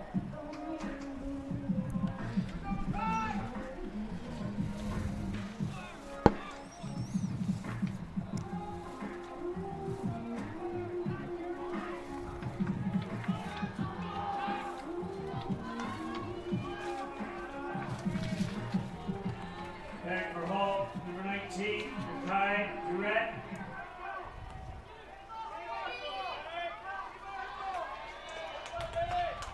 PA announcer says Makai Durrett, so I figure if I say it one each way, I'm going to be right at least 50% of the time, right?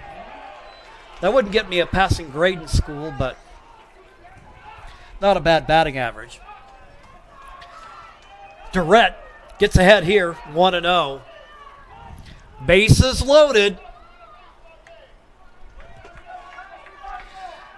And these are the opportunities that a kid dreams about.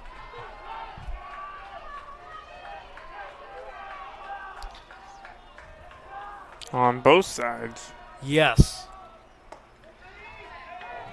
Here's a strike, and that'll even it up at 1-1.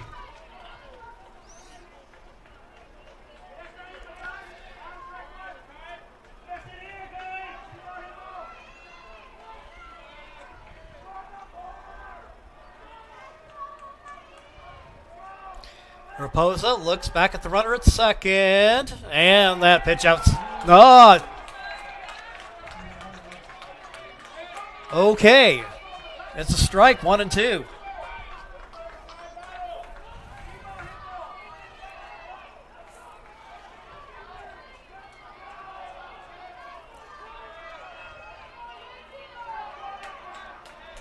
1-2 pitch on the way, and Durrett's going to step out.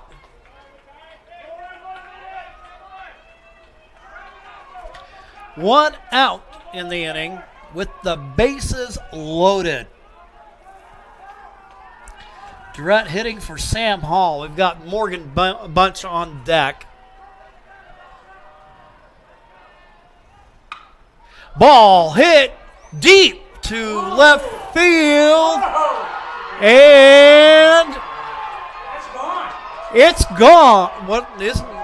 Ground rule double. It's ground rule double.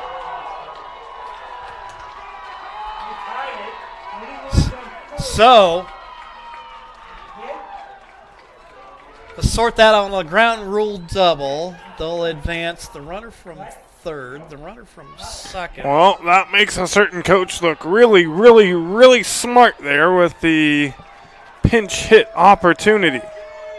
So, Mackie Durrett ties up the game at 10 apiece. Remember the old Snickers commercial? Not going anywhere? So here comes Morgan Bunch now with his opportunity to become a participant in the glory of Northwest Regionals baseball. And Bunch, you'll recall, hit a triple earlier this evening to bring 3 runs home.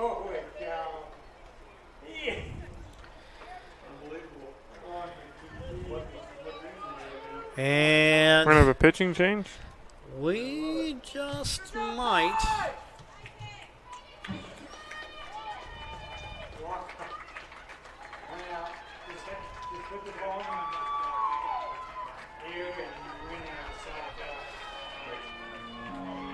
So Durrett, the ground rule double.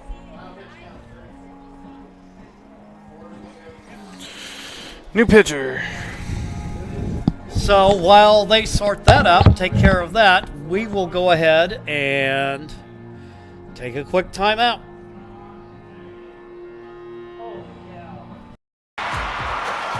Sports are in trouble, and officials are in extreme demand. So we're looking for people like you. Former athletes, Parents and community members. what it takes is attention to detail. A positive attitude and respect for the game. Anyone who can manage the game and stick with it. Because the hard truth is, No ref, no game. Play ball.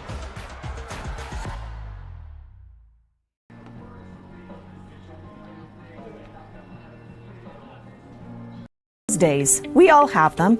You get up and just want to lay back down. In pain or not feeling your best and just want to get back to normal life now. Valley Immediate Care has been getting Rogue Valley residents back on their feet since 1999. Our convenient online check-in allows you to stay at home or work instead of hours in a waiting room. Along with our caring staff, on-site lab and x-ray services, we quickly get you what you need when you need it. Open 7 days a week. Valley Immediate Care. We're here when you need us.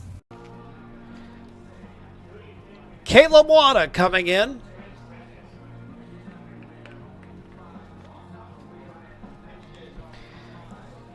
The right-hander started the night at third base. Moved to short when Raposa took over. I'm going to assume at this point that Amiola will remain in the at third where Wada started, and Raposa will go back to shortstop. I hope you got all of that. I'm not sure I could go through that again.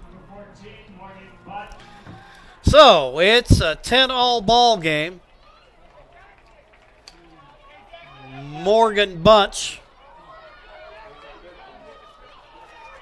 They're going to intentionally walk him. One gone. And Jackson Holthouse, who came in tonight as a relief pitcher.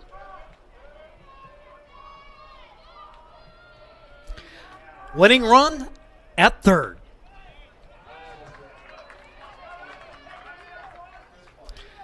Wada, his first pitch of the night, goes for a strike. He's ahead 0-1.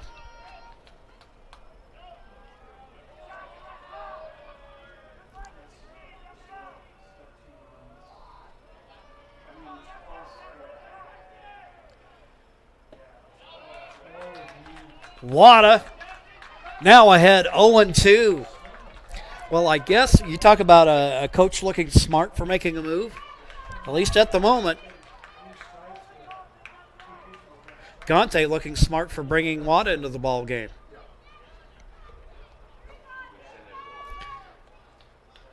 But still, 1 out.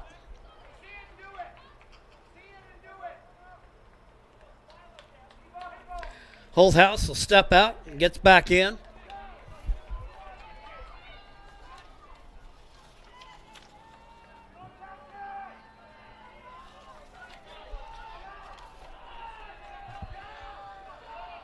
Takes a deep breath. 0-2 pitch to the plate. Swing and a miss. Strike 3, and there's 2 gone. Shortstop, number 7, Guy Purcell. If there's a guy you want at the plate, this is him. Absolutely. Crisell, 1 for 3 on the night with 2 runs scored. Coming into this tournament game, he had a batting average of .714.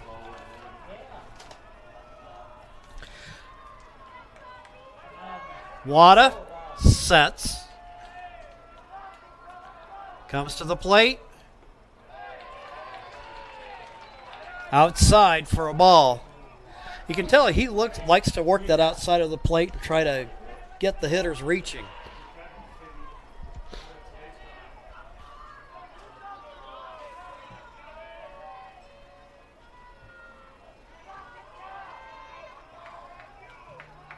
Wada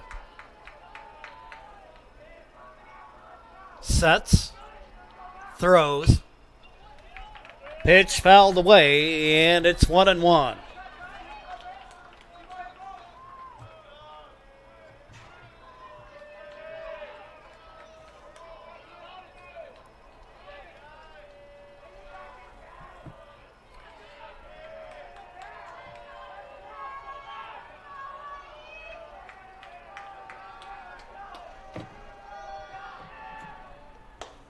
Swing and a miss, strike 2.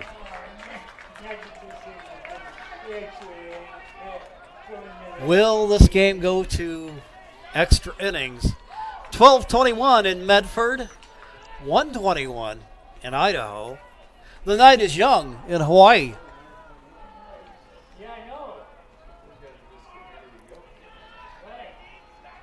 1 for 2 with 1 and 2, I should say, with 2 out. And the ball hit deep to left field. And this game is over.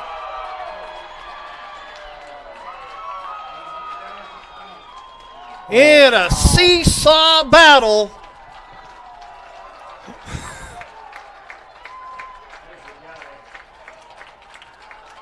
The Twins of Lewis Clark defeat Team Central of Honolulu, Hawaii by a score of 11-10.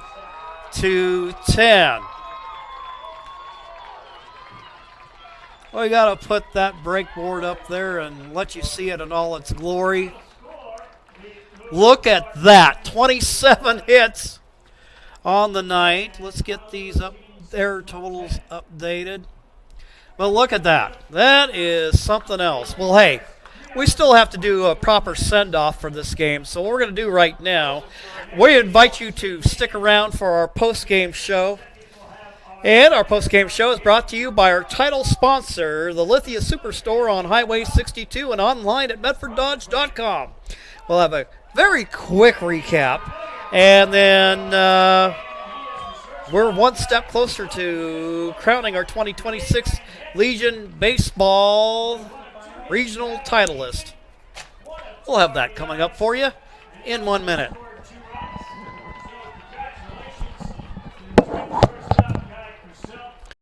Chrysler Jeep Dodge of Medford has a large selection of new vehicles from Chrysler, Jeep, Dodge, and of course Ram trucks. We make it easy to drive home in the new vehicle of your dreams. Only at the Lithia Chrysler Jeep Dodge of Medford Superstore. Whether it's game day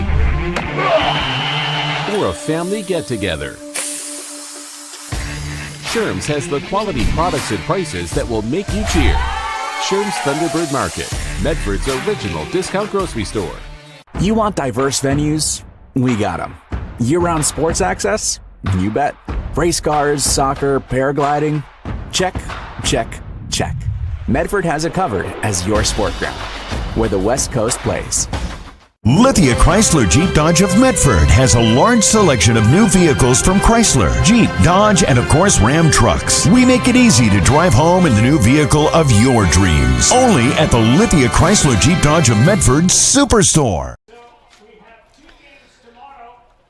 So Guy Crisselt named the player of the game, and fittingly so, as he delivers the game-winning hit as the Twins of Lewis Clark end up outscoring a Team Central team from Honolulu who has, up to this point, dominated. And again, you got to give Honolulu credit. Hawaii put up 16 hits and scored 10 runs, and most nights that'll get you a win.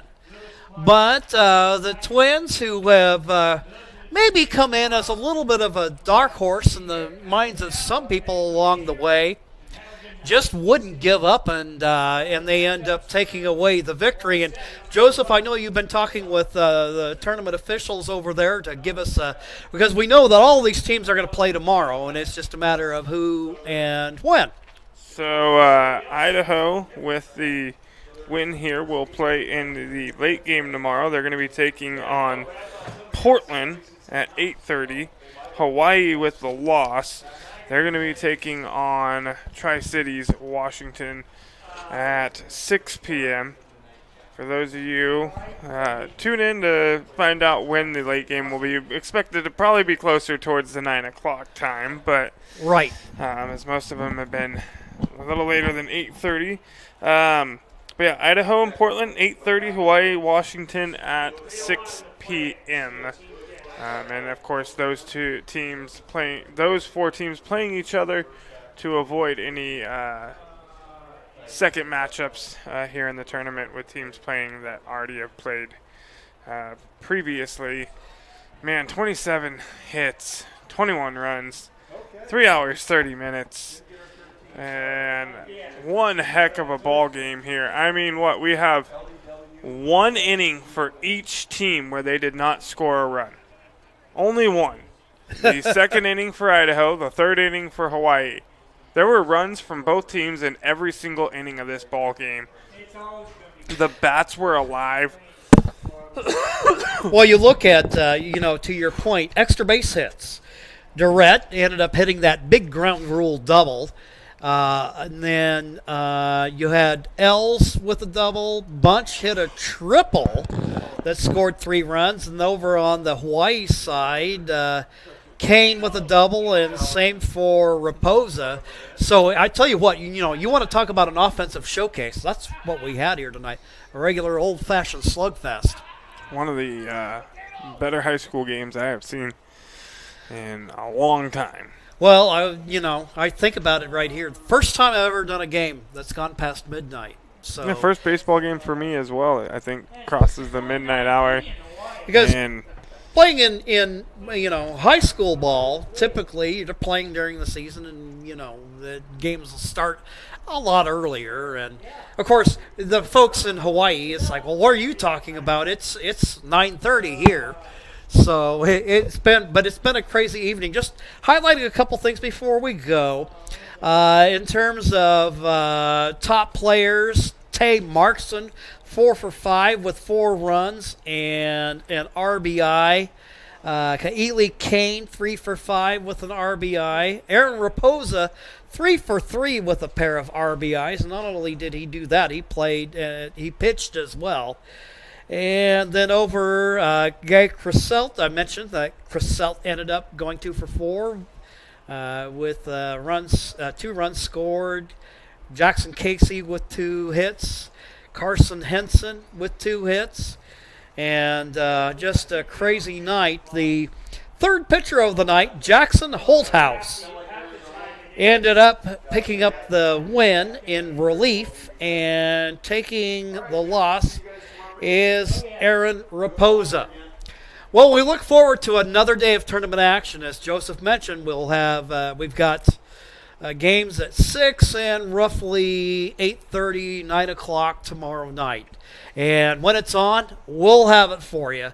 For my cameraman, Mikhail Weich, and for Joseph Brett, I'm Jim McCoy.